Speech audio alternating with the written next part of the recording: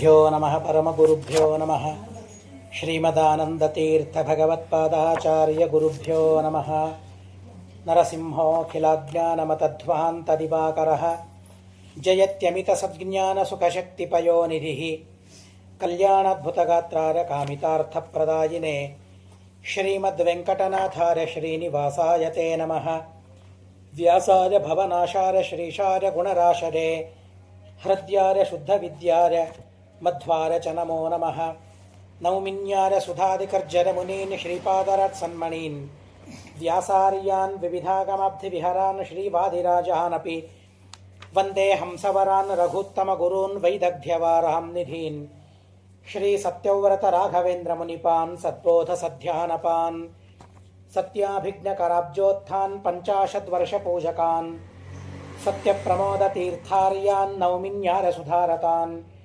ಶಾಸ್ತ್ರೇಷು ಪಾರದೃಶ್ವಾನಂ ಶಾಸ್ತ್ರಜ್ಞೇಷು ಚ ವತ್ಸಲಂ ದೀನಭಕ್ತೋದ್ಧಾರಕರಂ ಸತ್ಯಾತ್ಮಾನಂ ಗುರುಂ ಭಜೆ ವಿದ್ಯಾಪೀಠವಿಧಾತಾರಂ ವಿದ್ಯಾವಾರಿಧಿಚಂದಿರಂ ವಿದ್ಯಾರ್ಥಿವತ್ಸಲಂ ವಂದೇ ಮಹಾಮಹಿಮ ಸದ್ಗುರುಂ ಸೃಷ್ಟಿಸ್ಥಿತ್ಯಪ್ಯಯೇಹಾನಿಯತಿ ದೃಶಿತಮೋ ಬಂಧಮೋಕ್ಷಾಶ್ಚರ್ಯಸ್ಮಾತ್ ಅಸ್ಯ ಶ್ರೀ ಬ್ರಹ್ಮರುದ್ರ ಪ್ರಭೃತಿ ಸುರನರದ್ವೀಷಶತ್ರುತ್ಮಕಸ್ಯ ವಿಷ್ಣೋರ್ವ್ಯಸ್ತಾಃ ಸಮಸ್ತಾಃ ಸಕಲಗುಣನಿಧಿಃ ಸರ್ವದೋಷವ್ಯಪೇತಃ ಪೂರ್ಣಾನಂದಾಬ್ಧಜೋಜೋ ಗುರುರಪಿ ಪರಮಶ್ಚಿಂತರೇತಂ ಮಹಾಂತಂ ಜನ್ಮಾದ್ಯಸ್ಯ ಯತೋನ್ವದಾದಿತರತಶ್ಚಾರ್ಥೇಷ್ವಭಿಘ್ನಸ್ವರಾಟ್ ತೇನೇ ಬ್ರಹ್ಮಹೃದಾಯ ಆದಿಕವರೆ ಮುಹ್ಯಂತಿ ಯಂ ಸೂರಯಃ ತೇಜೋವಾನಿ ಮೃದಾಂ ಯಥಾ ವಿನಿಮಯೋರ್ಯತ್ರ ತ್ರಿಸರ್ಗೋ ಮೃಷಾ ಧಾಮ್ನಾ ಸ್ವೇನ ಸದಾ ನಿರಸ್ತಕುಹಕಂ ಸತ್ಯಂ ಪರಂ ಧೀಮಹಿ ನಿಗಮಕಲ್ಪತರೋರ್ಗಲಿತಂ ಫಲಂ ಶುಕಮುಖಾದಮೃತದ್ರವ ಸಂಯುತಂ ಪಿಬತ ಭಾಗವತಂ ರಸಮಾಲಯಂ ಮುಹುರಹೋ ರಸಿಕಾಃ ಭುವಿ ಭಾವುಕಾಃ ಯಂ ಪ್ರವ್ರಜಂತಮನುಪೇತಮಪೇತಕೃತ್ಯಂ ದ್ವೈಪಾಯನೋ ವಿರಹ ಕಾತರ ಆಜುಹಾವ ಪುತ್ರೇತಿ ತನ್ಮಯತಜಾ ತರಬೋಪಿ ನೇದುಸ್ತಂ ಸರ್ವಭೂತಹೃದಯಂ ಮುನಿಮಾನತೋಸ್ಮಿ ನಾರಾಯಣಂ ನಮಸ್ಕೃತ್ಯ ನರಂ ಚೈವ ನರೋತ್ತಮಂ ದೇವೀಂ ಸರಸ್ವತೀಂ ವ್ಯಾಸಂ ತತೋ ಜರಮುದೀರಯೇತ್ ಸ್ವಸ್ತ್ಯಸ್ತು ಸತಾಮಖಿಲ ಸನ್ಮಂಗಲಾನಿ ಸಂತು ಶ್ಲೋಕೈಕಶ್ರವಣಪಠನಮಾತ್ರೇಣ ಕಥಾವಕ್ತುಶ್ಚ ಶ್ರೋತॄಣಾಂ ನಿಖಿಲಕಲಿಕೃತಕಲ್ಮಷಾಪನೋದನಪಟುತರೆ ಧರ್ಮಾದ್ಯಖಿಲ ಪುರುಷಾರ್ಥ ಸಾಧನೀಭೂತೆ ಶ್ರೀಮದ್ಭಾಗವತೆ ಅದ್ಯ ಕಥಾ ಪ್ರಾರಂಭೆ ಸತಿ ಯತ್ಕಿಂಚಿತ್ ಪೂರ್ವಕಥಾ ಪ್ರಮೇಯಾನುವಾದಃ ಹರಿಃ ಓಂ ಹರಿಃ ಓಂ ಹರಿಃ ಓಂ. ಕೃಷ್ಣ ಪರಮಾತ್ಮ 16,108 ಜನರನ್ನು ವಿವಾಹ ಮಾಡಿಕೊಂಡಿದ್ದಾನೆ. ರುಕ್ಮಿಣೀದೇವಿ ಕೃಷ್ಣನಿಗಾಗಿ ಪತ್ರವನ್ನು ಬರಿತಾಳೆ. ಪರಮಾತ್ಮನ ಪ್ರಾಪ್ತಿ, ಪರಮಾತ್ಮನ ಸಂಪ್ರಾಪ್ತಿ ಹೇಗಾಗ್ತದೆ? ಸುಲಭವಾಗಿ ದೇವರು ನಮಗೆ ಸಿಗೋದಿಲ್ಲ, ದೊರೆಯೋದಿಲ್ಲ. ದೇವರನ್ನು ಪಡೆಯಬೇಕಾದರೆ ಅತಿ ವಿಶಿಷ್ಟವಾದ ಆರಾಧನೆಯನ್ನು ಮಾಡಬೇಕಾಗ್ತದೆ. ಲಕ್ಷ್ಮೀದೇವಿಯೂ ರುಕ್ಮಿಣೀದೇವಿಯೂ ಅದನ್ನು ತನ್ನ ಪತ್ರದಲ್ಲಿ ಬರಿತಾಳೆ. ನನಗೆ ನೀನು ಬೇಕು, ನೀನು ಬೇಕು ಅಂದರೆ ಸುಲಭವಾಗಿ ಸಿಗೋದಿಲ್ಲ. ನೀನು ಸುಲಭವಾಗಿ ಸಿಗಬೇಕು ಅಂತಲೂ ನನ್ನ ಅಪೇಕ್ಷೆ ಇಲ್ಲ.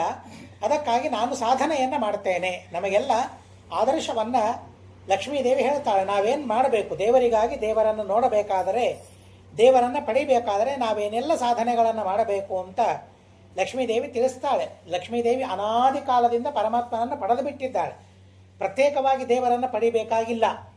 ಆದರೂ ದೇವರನ್ನು ಪಡೆಯೋದಕ್ಕಾಗಿ ಮಾಡಬೇಕಾದ ಸಾಧನೆ ಎಂಥದ್ದು ಅಂತ ಅವಳು ಹೇಳ್ತಾಳೆ. ಪೂರ್ತೇಷ್ಟದತ್ತ ನಿಯಮವ್ರತ ದೇವ ವಿಪ್ರ ಗುರುವರ್ಚನಾದಿಭಿರಲಂ ಭಗವಾನ್ ಪರೇಶಃ ಆರಾಧಿತೋ ಯದಿ ಗದಗ್ರಜ ಯತ್ಯಪಾಣಿಂ ಗೃಹ್ಣಾತು ಮೇ ನ ದಮಘೋಷ ಸುತಾದಯೋನ್ಯೇ. ನಮ್ಮನ್ನು ಯಾರ್ಯಾರೋ ಹೇಳ್ಕೊಳ್ಬಾರ್ದು. ಅನೇಕ ಜನ ಇರ್ತಾರೆ ನಮ್ಮನ್ನು ಎಳೆದುಕೊಳ್ಳೋರು. ನನ್ನ ಹತ್ರ ಬಾ, ನನ್ನ ಹತ್ರ ಬಾ, ನನ್ನ ಹತ್ರ ಬಾ ಅಂತ ಅನೇಕ ಜನ ನಮ್ಮನ್ನು ಎಳೆದುಕೊಳ್ಳುವ ಜನ ಇರ್ತಾರೆ.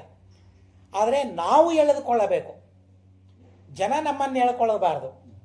ಅಂತಹ ಆಕರ್ಷಣೀಯವಾದ ಗುಣ ಇದ್ದವರು ಯಾರು ಅಂತಂದರೆ ಪರಮಾತ್ಮ. ಅನ್ನೋದಕ್ಕಾಗಿ ಪರಮಾತ್ಮನನ್ನು ಕೃಷ್ಣ, ಪರಮಾತ್ಮನನ್ನು ಹರಿ ಅಂತ ಪರಮಾತ್ಮನನ್ನು ಕರೀತಾರೆ. ಆ ದೇವರ ಗುಣಗಳನ್ನು ಕೇಳಿದರೆ ದೇವರನ್ನು ನಾವು ಪಡಿಬೇಕು ಅಂತ ನಮಗನಿಸ್ಬೇಕು, ಇನ್ನೊಬ್ಬರನ್ನು ಪಡಿಬೇಕು ಅಂತ ನಮಗನಿಸ್ಬೇಕು. ಅವರನ್ನಬಾರದು ನೀನು ನನ್ನ ಹತ್ರ ಬಾ ಅಂತ. ಹಾಗೆ ಪರಮಾತ್ಮನ ಅತ್ಯದ್ಭುತವಾದ ಗುಣಗಳು. ದೇವರನ್ನು ಪಡಿಬೇಕಾದರೆ ಪೂರ್ತ ಅನ್ನದಾನವನ್ನು ಮಾಡಬೇಕಂತೆ, ಜಲದಾನವನ್ನು ಮಾಡಬೇಕು ಅಂತ ಹೇಳ್ತಾರೆ. ಅರವಟ್ಟಿಗೆಗಳು ಅಂತ ಆವಾಗ ಇರ್ತಾ ಇದ್ದವು. ಇವತ್ತು ಅದೇ ಅರವಟ್ಟಿಗೆಗಳು ಮಠಗಳು ಅಂತ ಆಗಿವೆ. ಬಂದ ಅತಿಥಿಗಳಿಗೆ, ಯಾತ್ರಿಕರಿಗೆ ಸುಖವಾದ ವಾಸ, ಸುಖವಾದ ಭೋಜನ ಇತ್ಯಾದಿಗಳಾಗಬೇಕು ಅಂತನ್ನೋದಕ್ಕಾಗಿ ಪೂರ್ತ ಅನ್ನದಾನ ಜಲದಾನವನ್ನು ಮಾಡಬೇಕು. ಇಷ್ಟ ಯಜ್ಞ ಯಾಗಾದಿಗಳನ್ನು ಮಾಡಿರಬೇಕು. ನಾನಾ ತರಹದ ದಾನಗಳನ್ನು ಮಾಡಬೇಕು. ನಿಯಮಗಳನ್ನು ಹಿಡಿಬೇಕಂತೆ. ನಾನಾ ತರಹದ ನಿಯಮಗಳಿವೆ. ಪುಂಸವನದಲ್ಲಿ ಮಕ್ಕಳಾಗೋದಕ್ಕಾಗಿ ನಿಯಮವನ್ನು ಹೇಳಿದಿರಲ್ಲ, ಹಾಗೆ ದೇವರನ್ನು ಪಡೆಯೋದಕ್ಕಾಗಿ ನಾನಾ ತರಹದ ನಿಯಮಗಳಿವೆ. ಆ ಎಲ್ಲ ನಿಯಮಗಳನ್ನು ಅನುಷ್ಠಾನ ಮಾಡಬೇಕಂತೆ. ವ್ರತಗಳನ್ನು ಮಾಡಬೇಕು.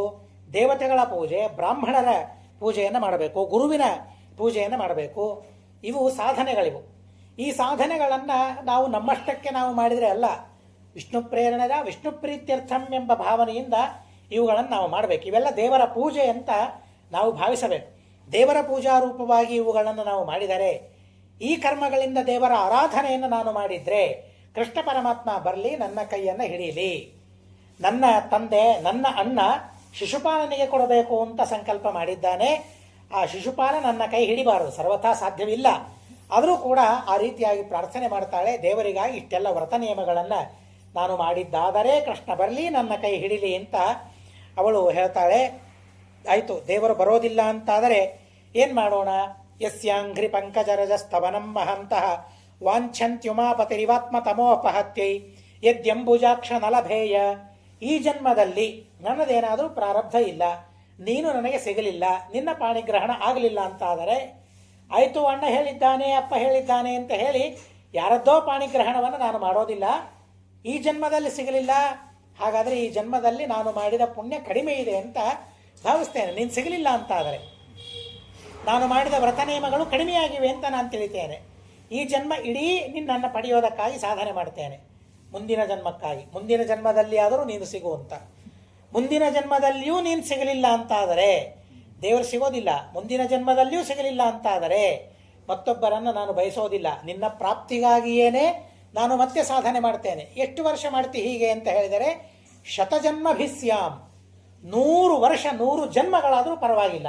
ಆ 100 ಜನ್ಮಗಳು, 100 ಅಂದರೆ ಕೇವಲ 100 ಅಂತ ಇಷ್ಟೇ ಅಲ್ಲ, ನೀನು ಸಿಗುವ ತನಕ ನಾನು ಸಾಧನೆ ಮಾಡ್ತೇನೆ ಹೊರತು ನೀನು ಸಿಕ್ಕಿಲ್ಲ ಅಂತ ಹೇಳಿ ಮತ್ತೊಬ್ಬರನ್ನು ನಾನು ಗ್ರಹಣೆ ಮಾಡೋದಿಲ್ಲ, ಮತ್ತೊಬ್ಬರನ್ನು ನಾನು ಒಪ್ಪಿಕೊಳ್ಳೋದಿಲ್ಲ ಅಂತ ರುಕ್ಮಿಣೀ ದೇವಿ ಹೇಳ್ತಾಳೆ. ಹಾಗೆ ಪರಮಾತ್ಮನನ್ನು ನಾವು ಒಪ್ಪಿಕೊಳ್ಳಬೇಕು. ಬೇಕಾದಷ್ಟು ಜನ್ಮಗಳು ಕಳೆಯಲಿ, ದೇವರಿಗಾಗಿ ನಾವು ಸಾಧನೆಗಳನ್ನು ಮಾಡಬೇಕು ಅಂತ ಲಕ್ಷ್ಮೀದೇವಿ ಬಹಳ ಅದ್ಭುತವಾದ ರೀತಿಯಲ್ಲಿ ತಿಳಿಸ್ತಾಳೆ. ಇಂಥ ಪತ್ರವನ್ನು ನೋಡಿ ಕೃಷ್ಣ ಪರಮಾತ್ಮ ಆ ರುಕ್ಮಿಣೀ ದೇವಿಯನ್ನು ಗ್ರಹಣ ಮಾಡಿದ್ದಾನೆ ಅಂತ ಅನ್ನೋದನ್ನು ಹಿಂದೆ ತಿಳಿಸಿದ್ದಾರೆ. ಅದರ ಜೊತೆಗೆ ಸುಧಾಮ ತಾನು ಮನೆಗೆ ತೆರಳಬೇಕಾದರೆ ಬಹಳ ಅದ್ಭುತವಾದ ರೀತಿಯಲ್ಲಿ ತಾನು ಧ್ಯಾನವನ್ನು ಮಾಡ್ತಾನೆ. ಪರಮಾತ್ಮ, ನಾನು ಹೋದೆ, ನಾನು ಕಡು ಬಡವ, ಕಡು ದರಿದ್ರ, ಆದರೂ ಕೂಡ ಕ್ವಾಹಂ ದರಿದ್ರ, ನಾನು ಎಲ್ಲಿ ಕ್ವ ಶ್ರೀನಿಕೇತನಃ, ಆ ಪರಮಾತ್ಮ ಎಲ್ಲಿ, ಆದರೂ ಕೂಡ ಯಾವ ಎದೆಯಲ್ಲಿ ಶ್ರೀವತ್ಸವನ್ನು ಭಗವಂತ ಧಾರಣೆ ಮಾಡಿರ್ತಾನೆ ಅಂತಹ ಎದೆಯಿಂದ ಭಗವಂತ ನನಗೆ ಆಲಿಂಗನವನ್ನು ಕೊಟ್ಟ. ಕ್ವಾಹಂ ದರಿದ್ರ ಪಾಪೀಯಾನ್ ಕ್ವಚಾಹಂ ಶ್ರೀನಿಕೇತನಃ, ಆದರೂ ಕೂಡ ಬ್ರಹ್ಮಬಂಧು ಅಂತ ಹೇಳಿ ನನಗೆ ಪರಮಾತ್ಮ ಆಲಿಂಗನವನ್ನು ಕೊಟ್ಟನಲ್ಲ. ಇಂಥ ಅದ್ಭುತವಾದ ಅನುಗ್ರಹವನ್ನು, ಐಶ್ವರ್ಯವನ್ನು ದೇವರು ಕೊಟ್ಟ ಐಶ್ವರ್ಯ ಏನು ಅಂತ ನಾವು ಸ್ಮರಣೆ ಮಾಡಿಕೊಳ್ಳಬೇಕು. ದೇವರ ಸ್ಮರಣೆ ಮಾಡೋದೇನಿದೆಯಲ್ಲ, ಅದಕ್ಕಿಂತಲೂ ದೊಡ್ಡದಾದ ಸಂಪತ್ತು ಅಂತ ಅನ್ನೋದು ಇಲ್ವೇ ಇಲ್ಲ ಅಂತ ಶಾಸ್ತ್ರದಲ್ಲಿ ಹೇಳ್ತಾರೆ. ವಿಪದೋ ನೈವ ವಿಪದಃ, ಸಂಪದೋ ನೈವ ಸಂಪದಃ. ನಾವು ಯಾವುದನ್ನು ಆಪತ್ತು ಅಂತ ತಿಳಿದಿರ್ತೇವೆ, ವಿಪತ್ತು ಅಂತ ತಿಳಿದಿರ್ತೇವೆ, ಅವು ವಿಪತ್ತುಗಳಲ್ಲ. ನಾವು ಯಾವುದನ್ನು ಸಂಪತ್ತು ಅಂತ ತಿಳಿದಿರ್ತೇವೆ, ಅದು ಸಂಪತ್ತಲ್ಲ ಅಂತ ಹೇಳ್ತಾರೆ. ವಿಪದೋ ನೈವ ವಿಪದಃ, ಸಂಪದೋ ನೈವ ಸಂಪದಃ. ಹಾಗಾದರೆ ವಿಪತ್ತಂದರೆ ಏನು ಅಂದರೆ ದೇವರ ವಿಸ್ಮರಣೆಗೆ ವಿಪತ್ತು ಅಂತ ಹೇಳ್ತಾರೆ. ದೇವರನ್ನು ಮರ್ತೀವಿ ಅಂತಾದರೆ ಅದಕ್ಕಿಂತಲೂ ದೊಡ್ಡದಾದ ಆಪತ್ತು ಮತ್ತೊಂದಿಲ್ಲ.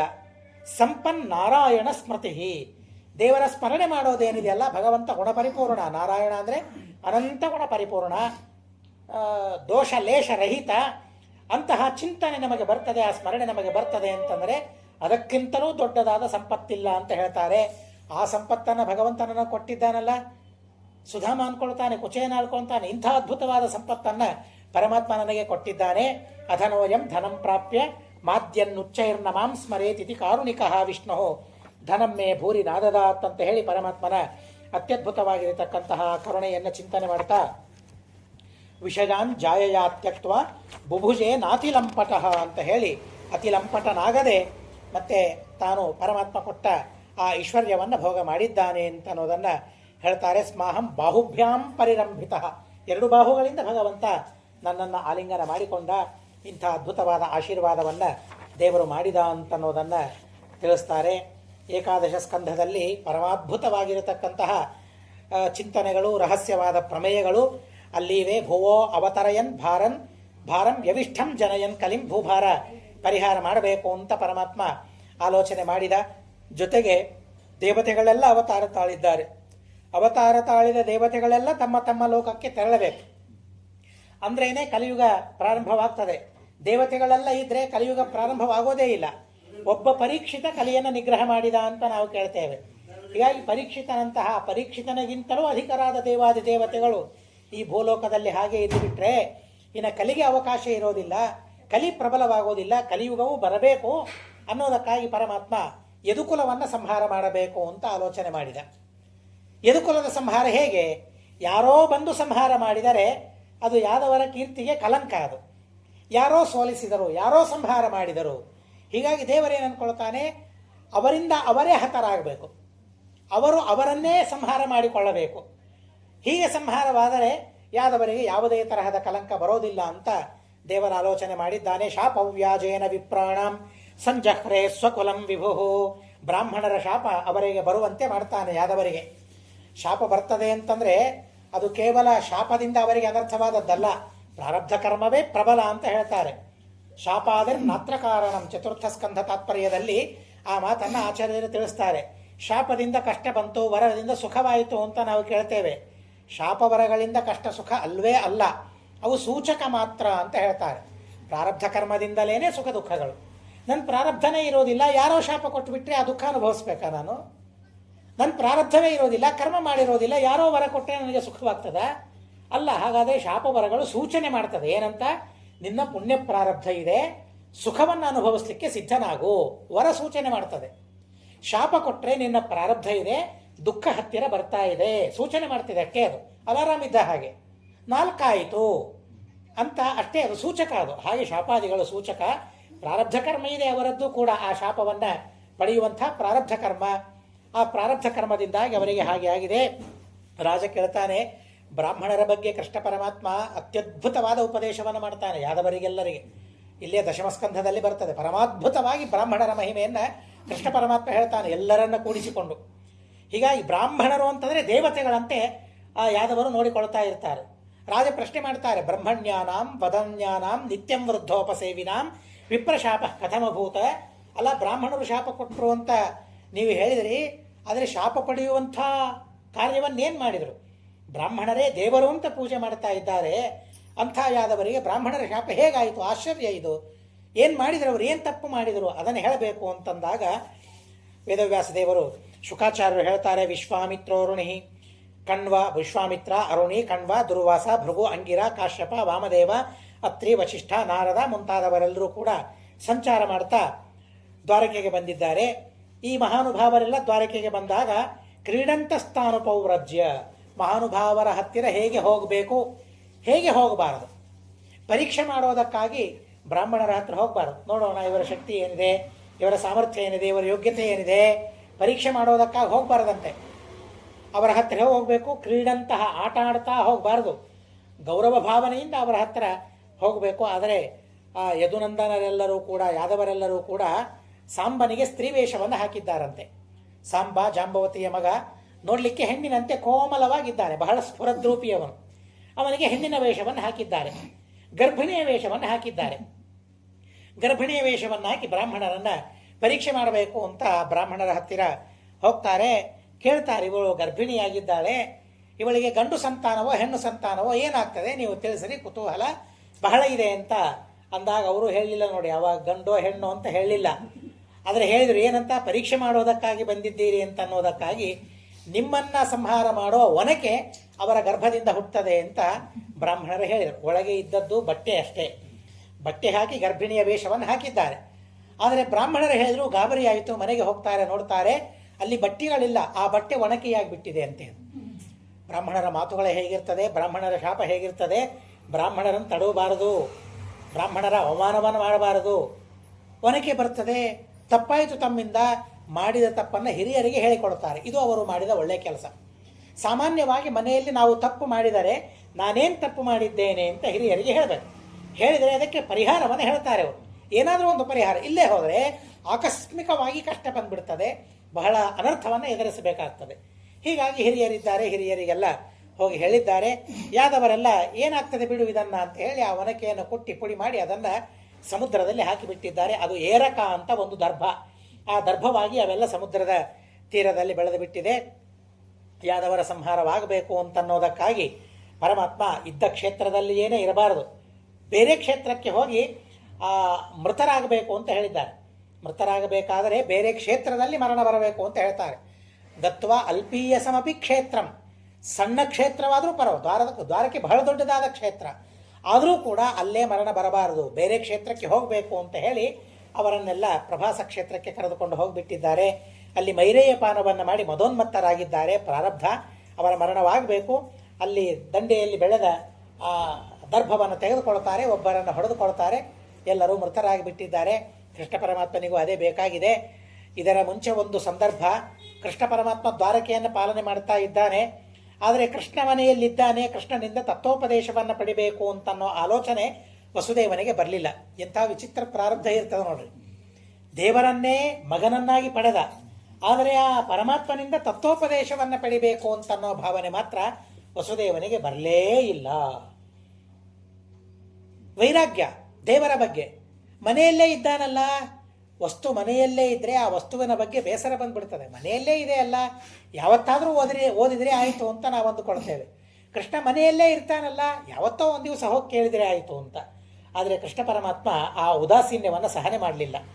ನಾರದರಿಗೆ ಹೇಳ್ತಾನೆ, ನೋಡಪ್ಪ, ನನ್ನ ಕಡೆಯಿಂದ ಅವನು ಉಪದೇಶ ಪಡೆಯೋದಿಲ್ಲ, ಏನಿದ್ರೂ ಮಗ ಅಲ್ಲ, ಮಗನ ಬಗ್ಗೆ ಗೌರವ ಭಾವನೆ ಇರೋದಿಲ್ಲ, ಆದ್ದರಿಂದಾಗಿ ನೀನು ಬಂದು ಉಪದೇಶ ಮಾಡಬೇಕು ಅಂತ ಹೇಳಿದಾಗ ನಾರದರು ಬಂದು ಅದ್ಭುತವಾದ ಉಪದೇಶವನ್ನು ಮಾಡ್ತಾರೆ. ವಸುದೇವ ಮತ್ತು ನಾರದರ ಮಧ್ಯದಲ್ಲಿ ಅತ್ಯದ್ಭುತವಾಗಿರತಕ್ಕಂತಹ ಸಂವಾದ ಆಗ್ತದೆ. ಅವರು ಈ ಜಾಯಂತೇಯರ ಮತ್ತು ರಾಜನ ಕಥೆಯನ್ನು, ನಿಮಿರಾಜನ ಆ ಸಂವಾದವನ್ನು ಅವರು ಹೇಳ್ತಾರೆ.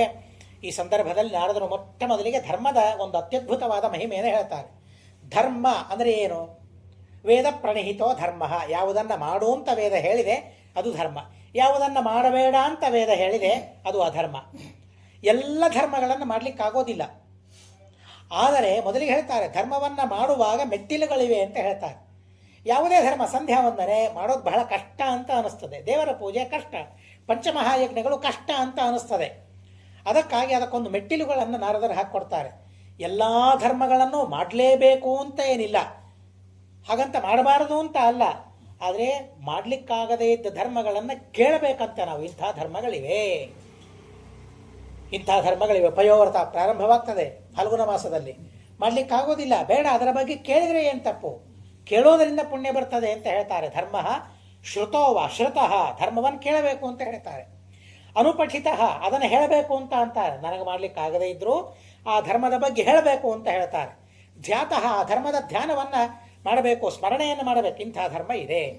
ಸತ್ಯಧರ್ಮತೀರ್ಥ ಶ್ರೀಪಾದಂಗಳವರು ಪ್ರತಿನಿತ್ಯ ಹೇಳ್ತಾ ಇದ್ರಂತೆ, ಇವತ್ತು ಕಾಶಿಗೆ ಹೋಗೋಣವಾ ಅಂತ ಹೇಳಬೇಕಂತೆ. ಹೀಗೆ ಪ್ರತಿನಿತ್ಯ ಹೇಳ್ತಾ ಇದ್ದಾರೆ. ಒಂದು ದಿವಸ ಶಿಷ್ಯರಂತಾರಂತೆ, ಇದೇನಿದು ನಿತ್ಯ ಹೋಗೋಣ ಹೋಗೋಣ ಅಂತಂತೀರಿ, ನಾವು ಭಾರಿ ಉತ್ಸಾಹದಿಂದ ಆಯಿತು ನಾ ಇವತ್ತಂದು ನಾಳೆಗಾದರೂ ಹೊರಡ್ತಾರೆ ಅಂತ ನಾವು ಅಂದ್ಕೊಂಡ್ರೆ ಇಷ್ಟು ತಿಂಗಳಾಯಿತು ನೀವಿನ್ನೂ ಕಾಶಿಗೆ ಹೊರಡ್ತಾ ಇಲ್ಲಲ್ಲ ಅಂತ ಅವ್ರು ಹೇಳಿದ್ರಂತೆ. ಆವಾಗ ಸಪ್ತಧರ್ಮರು ಹೇಳ್ತಾರೆ, ಶ್ರೀಮಠ ಅಂತನ್ನೋದೇ ಪ್ರಯಾಗಾದಿಗಳಿಗಿಂತಲೂ ಅಧಿಕವಾದ ಕ್ಷೇತ್ರ ಅಂತ ಹೇಳ್ತಾರೆ ಕಾವ್ಯಗಳಲ್ಲಿ. ಇದು ಭೂವೈಕುಂಠ ಅಂತ ಹೇಳಿದ್ದಾರೆ ಕಾವ್ಯಗಳಲ್ಲಿ. ಶ್ರೀಮಠ ಅಂದರೆ ಭೂವೈಕುಂಠ ಅಂತ ಹೇಳ್ತಾರೆ. ಹೀಗಾಗಿ ಈ ಊರಿನಿಂದ ಇನ್ನೊಂದು ಊರಿಗೆ ಹೋಗ್ತೇವೆ ಅಂತಂದರೆ ಅದು ಕ್ಷೇತ್ರಕ್ಕೆ ಹೋಗ್ತೇವೆ ಅಂತ ಅರ್ಥ. ಸ್ವಾಮಿಗಳು ಸಹ ನಮಗೆ ಮೇಲಿಂದ ಮೇಲೆ ಆ ತರಹದ ಉಪದೇಶವನ್ನು ಮಾಡ್ತಾ ಇದ್ರು. ಬೆಂಗಳೂರಿನಿಂದ ಯಾವುದೋ ಒಂದು ತುಮಕೂರಿಗೆ ಹೋದ್ವಿ, ಆ ತುಮಕೂರು ಊರಲ್ಲ, ಅದು ಕ್ಷೇತ್ರ. ಶ್ರೀಮಠ ಹೋದಾಗ ಅದು ಭೂವೈಕುಂಠ, ಅದು ಕ್ಷೇತ್ರ. ಅಲ್ಲಿ ಹೋಯ್ತು, ಸಂಚಾರಿ ಕ್ಷೇತ್ರ ಇದು ಅಂತ ಕಾವ್ಯಗಳಲ್ಲಿ ಇದೆ. ಮಹಾನುಭಾವರ ಆ ರೀತಿಯಾದ ಅನುಸಂಧಾನವನ್ನು ಮಾಡಿದ್ದಾರೆ.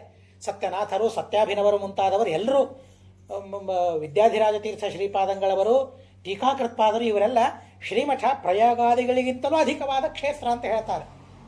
ವಿದ್ಯಾಧಿರಾಜ ತೀರ್ಥ ಶ್ರೀಪಾದಂಗಳವರು ಅವರು ಗಂಗಾ ಯಾತ್ರೆ ಮಾಡಬೇಕು ಅಂತ ಹೊರಡ್ತಾರೆ. ಸ್ವಪ್ನದಲ್ಲಿ ಪರಮಾತ್ಮ ಹೇಳ್ತಾನೆ, 5 ವ್ಯಾಸಮುಷ್ಟಿಗಳು ಎಲ್ಲಿದೆ, ಗಂಗೆಗಿಂತಲೂ ಅಧಿಕವಾದ ಕ್ಷೇತ್ರ ಅದು, ನೀವು ಪ್ರತ್ಯೇಕವಾಗಿ ಗಂಗಾ ಯಾತ್ರಾ ಮಾಡೋ ಕಾರಣ ಇಲ್ಲ ಅಂತ ಹೇಳ್ತಾರೆ. ಹೇಗೆ ಯಾತ್ರೆ ಮಾಡಬೇಕಾದರೆ ದುರ್ವಾದಿಗಳ ನಿರಾಕರಣೆಗಾಗಿ ಯಾತ್ರೆ ಮಾಡಬೇಕೇ ಹೊರತು ಕ್ಷೇತ್ರ ತೀರ್ಥಯಾತ್ರೆ ಮಾಡಬೇಕು ಅಂತ ಅನ್ನೋ ಉದ್ದೇಶದಿಂದ ಶ್ರೀಮಠದಲ್ಲಿ ಯಾತ್ರೆಯ ಸಂಪ್ರದಾಯ ಇಲ್ಲ. ದುರ್ವಾದಿಗಳ ನಿರಾಕರಣೆ, ಪಾಠ ಪ್ರವಚನಗಳು, ಭಕ್ತರ ಉದ್ಧಾರ, ಈ ಉದ್ದೇಶದಿಂದ ಅವರು ಶ್ರೀಮಠವೇ ದೊಡ್ಡ ಕ್ಷೇತ್ರ. ಅದೇ ಕ್ಷೇತ್ರದಿಂದ ಅದೇ ಕ್ಷೇತ್ರಕ್ಕೆ ಹೋದಂತೆ. ಶ್ರೀಮಠ ಯಾತ್ರೆ ಮಾಡಿದರೆ ಭೂವೈಕುಂಠದಿಂದ ಭೂವೈಕುಂಠಕ್ಕೆ ಹೋದಂತೆ. ಆ ಅದ್ಭುತವಾದ ಚಿಂತನೆಗಳು ಕಾವ್ಯಗಳಲ್ಲಿ ಇವೆ. ಹೀಗಾಗಿ ಆ ತರಹದ ಅನುಸಂಧಾನವನ್ನು ಹೇಳಿಕೊಡ್ತಾ ಇದ್ರು. ಪ್ರಕೃತ ಕೃಷ್ಣ ಪರಮಾತ್ಮ ಹೇಳ್ತಾನೆ, ದ್ವಾರಕೆಯಲ್ಲಿ ನಾವಿದ್ದೇವೆ ನಿಜ, ಆದರೆ ಇನ್ನೊಂದು ಉತ್ತಮವಾದ ಕ್ಷೇತ್ರಕ್ಕೆ ನಾವು ಹೋಗಬೇಕು ಅಂತ ಅನ್ನೋದನ್ನು ಹೇಳ್ತಾರೆ. ಇಲ್ಲಿ ಆದೃತೋವ ಅನುಮೋದಿತ ಧ್ಯಾತಃ, ಧರ್ಮದ ಬಗ್ಗೆ ಸ್ಮರಣೆ ಮಾಡಿಕೊಳ್ಳಬೇಕು ಅಂತ ತುಂಬ ಸುಂದರವಾಗಿ ಹೇಳ್ತಾರೆ. ಧರ್ಮದ ಬಗ್ಗೆ ಆದರ ಇರಬೇಕು, ಅನುಮೋದನೆ ಮಾಡಬೇಕಂತೆ. ಧರ್ಮ ಮಾಡ್ತೇನೆ ಅಂತಂದರೆ ಆಯಿತು ಮಾಡು ಅಂತ ಹೇಳಬೇಕಂತೆ, ಅದರಿಂದಲೂ ಪುಣ್ಯ ಬರ್ತದೆ ಅಂತ ಹೇಳ್ತಾರೆ. ಇವೆಲ್ಲ ಮಾಡೋ ಕಾರಣ ಇಲ್ಲ. ನಿಜವಾಗಿ ನಮಗೆ ಏಕಾದಶಿ ಉಪವಾಸ ಮಾಡಲಿಕ್ಕೆ ಆಗೋದಿಲ್ಲ ಅಂತ ಇಟ್ಟುಕೊಳ್ಳಿ, ಉಪವಾಸ ಮಾಡಲಿಕ್ಕೆ ಆಗೋದಿಲ್ಲ. ಮಕ್ಕಳು ಬರ್ತಾರೆ, ಏಕಾದಶಿ ಉಪವಾಸ ಮಾಡ್ತೇನೆ ಅಂತಂದಾಗ ಆಯಿತು ಮಾಡು ಅಂತ ಹೇಳಬೇಕಂತೆ. ಆದರೆ ಮೊಟ್ಟ ಮೊದಲಿಗೆ ನಮ್ಮ ಆರೋಗ್ಯವನ್ನು ನೋಡ್ಕೊಳ್ಬೇಕು. ಅದರ ಜೊತೆಗೆ ಆರೋಗ್ಯವನ್ನು ನೋಡ್ಕೊಳ್ಬೇಕು. ಆದರೆ ಏಕಾದಶಿ ಉಪವಾಸವನ್ನು ಮಾತ್ರ ಪರಿತ್ಯಾಗ ಮಾಡಬಾರ್ದು. ಏನೇ ಆಗಲಿ ಶತಾಯ ಗತಾಯ ಏಕಾದಶಿ ಉಪವಾಸ ಪರಿತ್ಯಾಗ ಮಾಡಬಾರದು ಅಂತ ಅನ್ನೋದನ್ನು ತುಂಬ ಅದ್ಭುತವಾದ ರೀತಿಯಲ್ಲಿ ಹೇಳ್ತಾರೆ. ಅನುಮೋದನೆ ಮಾಡಬೇಕಂತೆ. ಇಂಥ ವ್ರತವನ್ನು ಮಾಡ್ತೇನೆ ಅಂತಂದಾಗ ಮಾಡುವ ಸಾಮರ್ಥ್ಯ ಅವರಿಗೆ ಇದ್ದರೆ ಆಯಿತು ಮಾಡು ಅಂತ ಹೇಳಬೇಕಂತೆ. ಸದ್ಯ ಪುನಾತಿ ಸದ್ಧರ್ಮ ದೇವ ವಿಶ್ವದ್ರೋಹೋಪಿ, ದೇವದ್ರೋಹವನ್ನು ಮಾಡಿದರೂ ಕೂಡ, ಇಡೀ ವಿಶ್ವದ್ರೋಹವನ್ನು ಮಾಡಿದರೂ ಕೂಡ ಧರ್ಮಗಳನ್ನು ಈ ರೀತಿಯಾಗಿ ನಾವು ಆಚರಣೆ ಮಾಡಿದರೆ ಅವರು ಪವಿತ್ರರಾಗ್ತಾರೆ, ಆ ಪಾಪಗಳನ್ನು ಕಳೆದುಕೊಳ್ತಾರೆ ಅಂತ ಹೇಳಿ ಮೊಟ್ಟ ಮೊದಲಿಗೆ ಆ ಧರ್ಮದ ಮಹಿಮೆಯನ್ನು ಹೇಳ್ತಾರೆ. ಕವಿ, ಹರಿ, ಅಂತರಿಕ್ಷ, ಪ್ರಬುದ್ಧ, ಪಿಪ್ಪಲಾಯನ, ಆವಿರಹೋತ್ರ, ದ್ರಮಲ, ಚಮಸ, ಕರಭಾಜನ ಅಂತ 9 ಜನ ಜಾಯಂತೆಯರು. ಋಷಭನಾಮಕನಾದ ಪರಮಾತ್ಮನಿಂದ ಜಯಂತಿಯಲ್ಲಿ ಹುಟ್ಟಿದ ಮಹಾನುಭಾವರು ಇವರೆಲ್ಲರೂ ಕೂಡ. ಇವರೆಲ್ಲ ಸಂಚಾರ ಮಾಡ್ತಾ ಮಾಡ್ತಾ ನಿಮಿರಾಜ ಒಂದು ಯಜ್ಞವನ್ನು ಮಾಡ್ತಾ ಇದ್ದಾನಂತೆ. ಅವನಿಗೆ ವಿದೇಹ ಅಂತ ಮತ್ತೊಂದು ಹೆಸರು. ನಿಮಿರಾಜ ಯಜ್ಞವನ್ನು ಮಾಡ್ತಾ ಇದ್ದಾನೆ. ಆ ಯಜ್ಞಕ್ಕೆ ಬರ್ತಾರೆ. ಸ್ಥಯೇಕದಾ ನಿಮೇಸತ್ರಂ ಉಪಜಗ್ಮುರು ಯಧೃಚ್ಛಯ. ಬರ್ತಾರೆ. ವಿದೇಹಸ್ಥಾನ ಅಭಿಪ್ರೇತ್ಯ ನಾರಾಯಣ ಪರಾಯಣಾನ್ ಪ್ರೀತ ಸಂಪೂಜಯಾಂಚಕ್ರೆ ಆಸನಾರ್ಥಾನ್ ಆಸನಸ್ಥಾನ್ ಯಥಾರ್ಹತಃ. ಅವರೆಲ್ಲರೂ ಕೂಡ ಕವಿ, ಹರಿ ಮುಂತಾದವರೆಲ್ಲರೂ ಕೂಡ ನಾರಾಯಣನ ಮೇಲೆ ಪರಮ ಭಕ್ತಿ ಇದ್ದವರು, ನಾರಾಯಣ ಪರಾಯಣರವರೆಲ್ಲರೂ ಕೂಡ. ಅಂಥ ಮಹಾನುಭಾವರು ಬಂದಾಗ ಅವರಿಗೆ ಆಸನವನ್ನು ಕೊಟ್ಟು ಪ್ರೀತರಾಗಿ ಅವರ ಪೂಜೆಯನ್ನು ಮಾಡ್ತಾರೆ. ಎಲ್ಲ ಆಸನದಲ್ಲಿ ಕುಳಿತ ಮೇಲೆ ಅವನು ಪ್ರಶ್ನೆಯನ್ನು ಮಾಡ್ತಾನೆ. ಹೆಸರು ಅವನದ್ದು ನಿಮಿ, ಆದರೆ ಭಾಗವತದಲ್ಲಿ ವಿದೇಹ ಉವಾಚ ಅಂತ ಒಂದು ಲೈನು, ಒಂದು ಸಾಲು, ಅಲ್ಲಿಯೂ ಅತ್ಯದ್ಭುತವಾದ ಪದಗಳನ್ನು ಪ್ರಯೋಗ ಮಾಡ್ತಾರೆ. ವಿದೇಹನಾಗಿ ಮಾತನಾಡಿದ, ನಿಮಿಯಾಗಿ ರಾಜನಾಗಿ ಮಾತನಾಡಲಿಲ್ಲ, ರಾಜ ಉವಾಚ ಅಂತಲಿಲ್ಲ, ವಿದೇಹ ಉವಾಚ, ದೇಹದ ಮೇಲೆ ಅಭಿಮಾನವನ್ನು ತೊರೆದು ಮಾತನಾಡಿದ ಅನ್ನೋದನ್ನು ತಿಳಿಸಬೇಕಾಗಿದೆ. ಹೀಗಾಗಿ ವಿದೇಹ ಉವಾಚ ಪ್ರಶ್ನೆ ಮಾಡ್ತಾನೆ. ನನಗೆ ಭಗವತ್ ತತ್ವವನ್ನು ಉಪದೇಶ ಮಾಡಬೇಕು ಅಂತ ಹೇಳಿದಾಗ 9 ಜನ ತತ್ವಗಳನ್ನು ಉಪದೇಶ ಮಾಡಿದ್ದಾರೆ. ಅಷ್ಟೆಲ್ಲ ತಿಳಿಲಿಕ್ಕಾಗೋದಿಲ್ಲ. ಆದರೆ ಮೊಟ್ಟ ಮೊದಲ ವ್ಯಕ್ತಿ ಕವಿ. ಅವನು ಹೇಳ್ತಾನೆ, ಕಾಯೇನ ವಾಚ ಮನಸೇಂದ್ರಿಯೈರ್ವ ಬುದ್ಧ್ಯಾತ್ಮನಾವಾನುಸೃತ ಸ್ವಭಾವ ಕರೋಮಿ ಯದ್ಯತ್ ಕರೋತಿ ಯದ್ಯತ್ ಸಕಲಂ ಪರಸ್ಮೈ ನಾರಾಯಣಾಯೇತಿ ಸಮರ್ಪಯೇತ್ತತ. ನಾವು ದೈಹಿಕವಾಗಿ ಯಾವ ಕರ್ಮಗಳನ್ನು ಮಾಡಿದ್ದೇವೆ, ವಾಚನಿಕವಾಗಿ ಯಾವ ಕರ್ಮಗಳನ್ನು ಮಾಡಿದ್ದೇವೆ. ಏನು ಮಾಡ್ತೇವೆ ವಾಚನಿಕವಾಗಿ ಕರ್ಮಗಳನ್ನು? ದೇವರ ಸ್ತೋತ್ರ ಮಾಡ್ತೇವೆ, ಗುರುಗಳ ಸ್ತೋತ್ರವನ್ನು ಮಾಡ್ತೇವೆ, ಪಾಠ ಪ್ರವಚನ ಮಾಡ್ತೇವೆ, ಪಾರಾಯಣ ಮಾಡ್ತೇವೆ, ಬಾಯಿಂದ ಮಾಡಬೇಕಾದ ಪೂಜೆ, ಇವೆಲ್ಲ ವಾಗ್ಯಜ್ಞೆ, ಇವೆಲ್ಲವೂ ಕೂಡ. ಹಾಗೆ ದೇಹದಿಂದ ದೇವರ ಪೂಜೆಯನ್ನು ಮಾಡ್ತೇವೆ, ಯಾತ್ರೆಯನ್ನು ಮಾಡ್ತೇವೆ, ಅರ್ಚನೆಯನ್ನು ಮಾಡ್ತೇವೆ, ಹಿರಿಯರ ಸೇವೆಯನ್ನು ಮಾಡ್ತೇವೆ. ಕಾಯಿಕವಾದ ಕರ್ಮಗಳು, ವಾಚನಿಕವಾದ ಕರ್ಮಗಳು, ಮನಸ್ಸಿನಿಂದ ಮಾಡುವ ಕರ್ಮಗಳು, ಮಾನಸ ಪೂಜೆಯನ್ನು ಮಾಡ್ತೇವೆ. ಮನಸ್ಸಿನಲ್ಲಿ ಇನ್ನೊಬ್ಬರ ಬಗ್ಗೆ ಚಿಂತನೆ ಮಾಡ್ತೇವೆ, ದೇವರ ಬಗ್ಗೆ, ಗುರುಗಳ ಬಗ್ಗೆ, ಅವರ ಕರುಣೆಯ ಬಗ್ಗೆ. ಮನಸ್ಸ ಇಂದ್ರಿಯ ಇರುವ ಬೇರೆ ಬೇರೆ ಇಂದ್ರಿಯಗಳಿಂದ ಕರ್ಮಗಳನ್ನು ಮಾಡ್ತೇವೆ. ಕಣ್ಣಿನಿಂದ ದೇವರನ್ನು ನೋಡ್ತೇವೆ, ಪ್ರತಿಮೆಗಳನ್ನು ನೋಡ್ತೇವೆ, ಮಹಾನುಭಾವರನ್ನು ನೋಡ್ತೇವೆ ಎಲ್ಲ ಇಂದ್ರಿಯಗಳಿಂದ. ಮೂಗಿನಿಂದ ಭಗವಂತನ ನಿರ್ಮಾಲ್ಯವನ್ನು ಮೂಸಿ ನೋಡ್ತೇವೆ, ವಾಸನೆ ನೋಡ್ತೇವೆ. ನಾಲಿಗೆಯಿಂದ ದೇವರ ನೈವೇದ್ಯವನ್ನು ಆಸ್ವಾದನೆ ಮಾಡ್ತೇವೆ. ಯಾವ ಯಾವ ಇಂದ್ರಿಯಗಳಿಂದ ಯಾವ ಯಾವ ಸತ್ಕರ್ಮಗಳನ್ನು ನಾವು ಮಾಡ್ತೇವೆ. ಹೇಗೆ ನನ್ನ ಸ್ವಭಾವ, ನನ್ನ ಯೋಗ್ಯತೆಗೆ ಅನುಗುಣವಾಗಿ ನಾವು ಮಾಡಿದ ಕರ್ಮಗಳೇನಿದೆಯಲ್ಲ ಅದನ್ನೆಲ್ಲ ನಾರಾಯಣನಿಗೆ ಸಮರ್ಪಣೆ ಮಾಡಬೇಕು ಅಂತ ಹೇಳ್ತಾರೆ. ಗುಣಪರಿಪೂರ್ಣ ಪರಮಾತ್ಮ, ಅವನಿಗೆ ನಾನು ಮಾಡಿದ ಕರ್ಮದ ಅವಶ್ಯಕತೆ ಇಲ್ಲ, ದೋಷದೂರ ಪರಮಾತ್ಮ. ಅಂತಹ ಪರಮಾತ್ಮನಿಗೆ, ಕೃಷ್ಣನಿಗೆ ನಾನು ಸಮರ್ಪಣೆ ಮಾಡ್ತೇನೆ ಅಂತನೋ ಅತ್ಯದ್ಭುತವಾದ ಉಪದೇಶವನ್ನು ಮಾಡ್ತಾರೆ. ನೀನು ಕರ್ಮವನ್ನು ಮಾಡ್ತಾ ಇದ್ದಿ, ಯಜ್ಞವನ್ನು ಮಾಡ್ತಾ ಇದ್ದಿ, ಈ ಯಜ್ಞವನ್ನು ಪರಮಾತ್ಮನಿಗೆ ಸಮರ್ಪಣೆ ಮಾಡಬೇಕು ಅಂತನೋ ಅತ್ಯದ್ಭುತವಾದ ವಿಚಾರವನ್ನು ತಿಳಿಸ್ತಾರೆ. ಇದೇ ಪ್ರಸಂಗದಲ್ಲಿ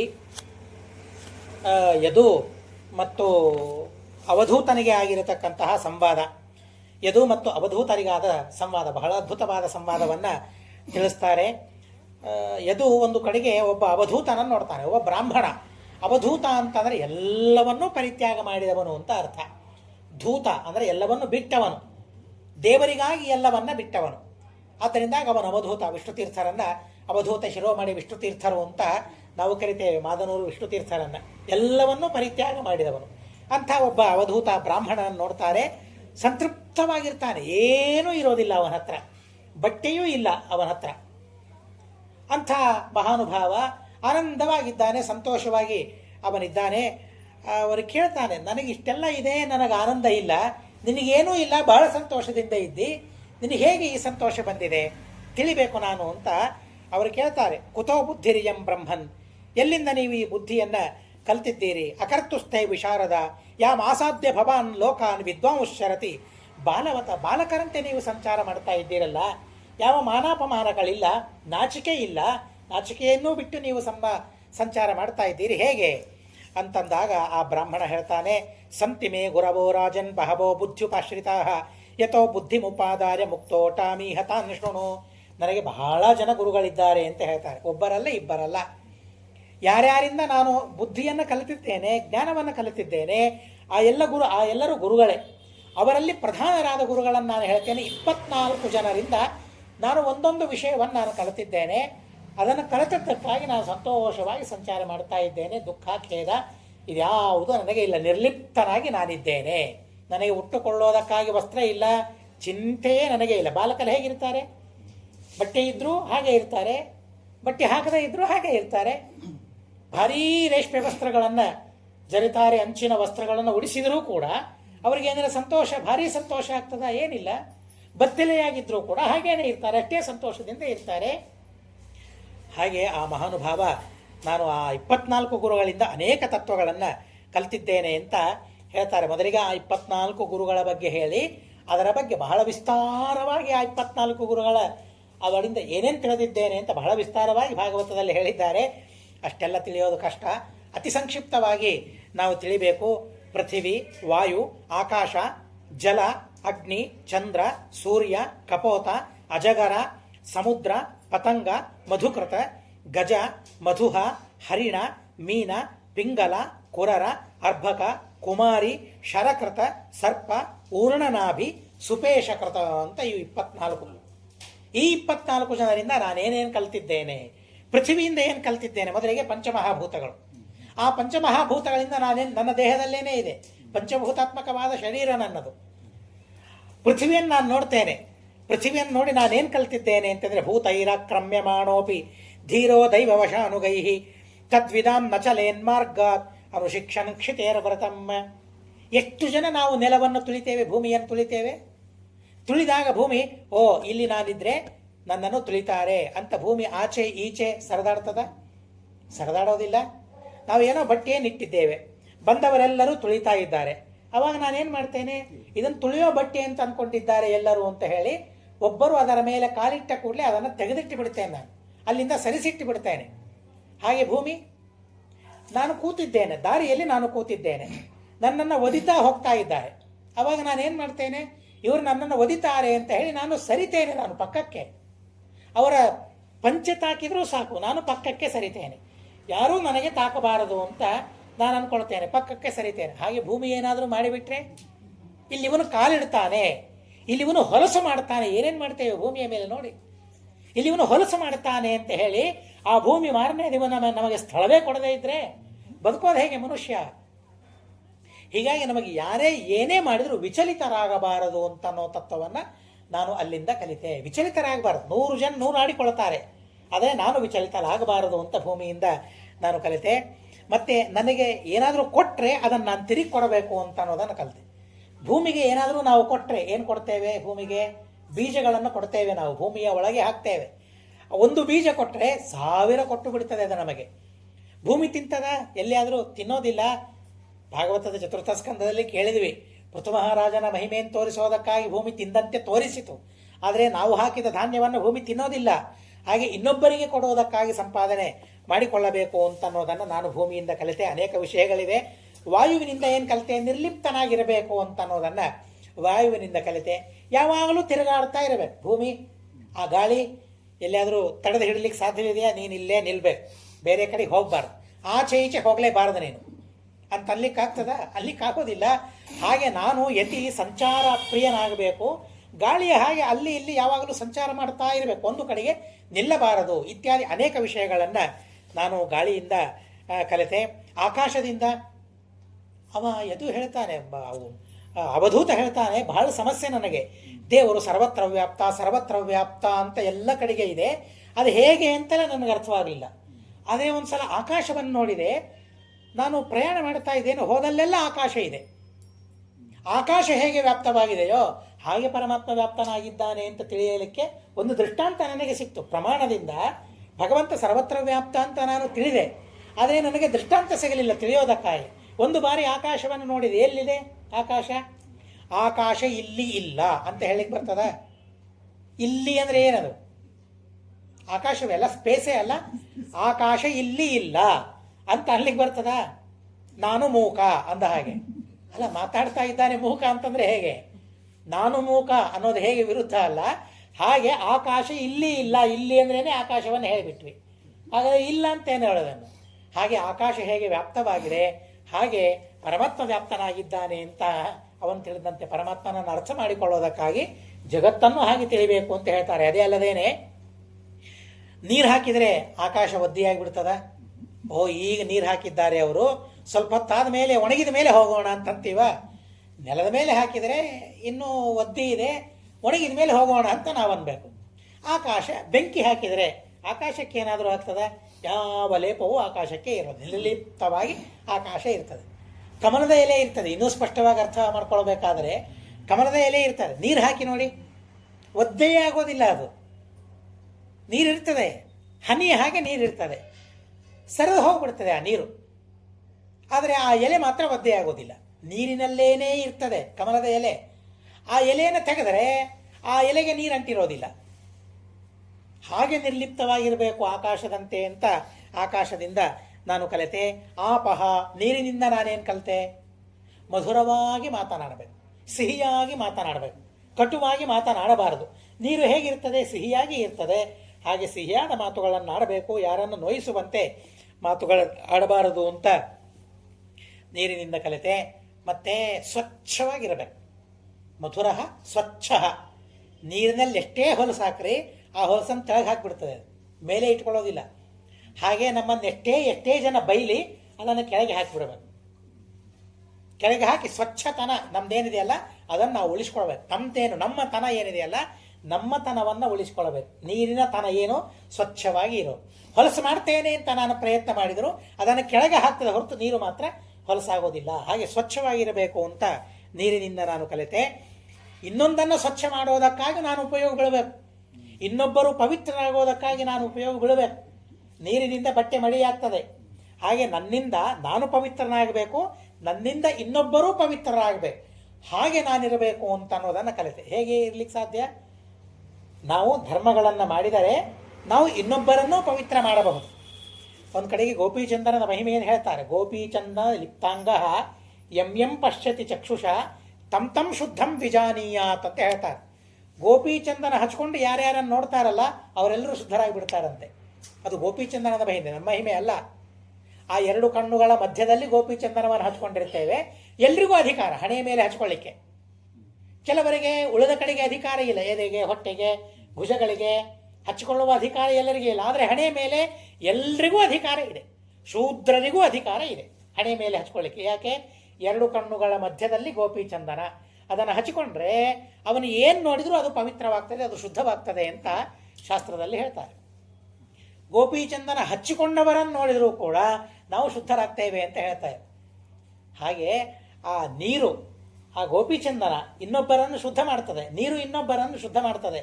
ಹಾಗೆ ನಾನು ಇನ್ನೊಬ್ಬರನ್ನು ಶುದ್ಧ ಮಾಡಬೇಕಾದರೆ ನಾನು ದ್ವಾದಶ ಪುಂಡ್ರಗಳನ್ನು, ಊರ್ಧ್ವ ಪುಂಡ್ರಗಳನ್ನು, ಶಂಖಚಕ್ರಗಳನ್ನು ಧಾರಣೆ ಮಾಡಿ, ನಮಗೆ ವಿಹಿತವಾದ ಪುಂಡ್ರಗಳನ್ನು ಧಾರಣೆ ಮಾಡಿದರೆ ಇನ್ನೊಬ್ಬರನ್ನು ಪವಿತ್ರ ಮಾಡಲಿಕ್ಕೆ ಸಾಧ್ಯವಿದೆ. ಅಂಗಾರಕ್ಷತೆಯನ್ನು ಹಚ್ಕೊಂಡ್ರೆ ಸಾಧ್ಯವಿದೆ, ಇಲ್ಲೇ ಹೋದರೆ ಸಾಧ್ಯವಿಲ್ಲ. ಇದನ್ನು ನಾನು ಕಲಿತ ನೀರಿನಿಂದ. ಅಗ್ನಿಯಿಂದ ಏನು ಕಲಿತೆ?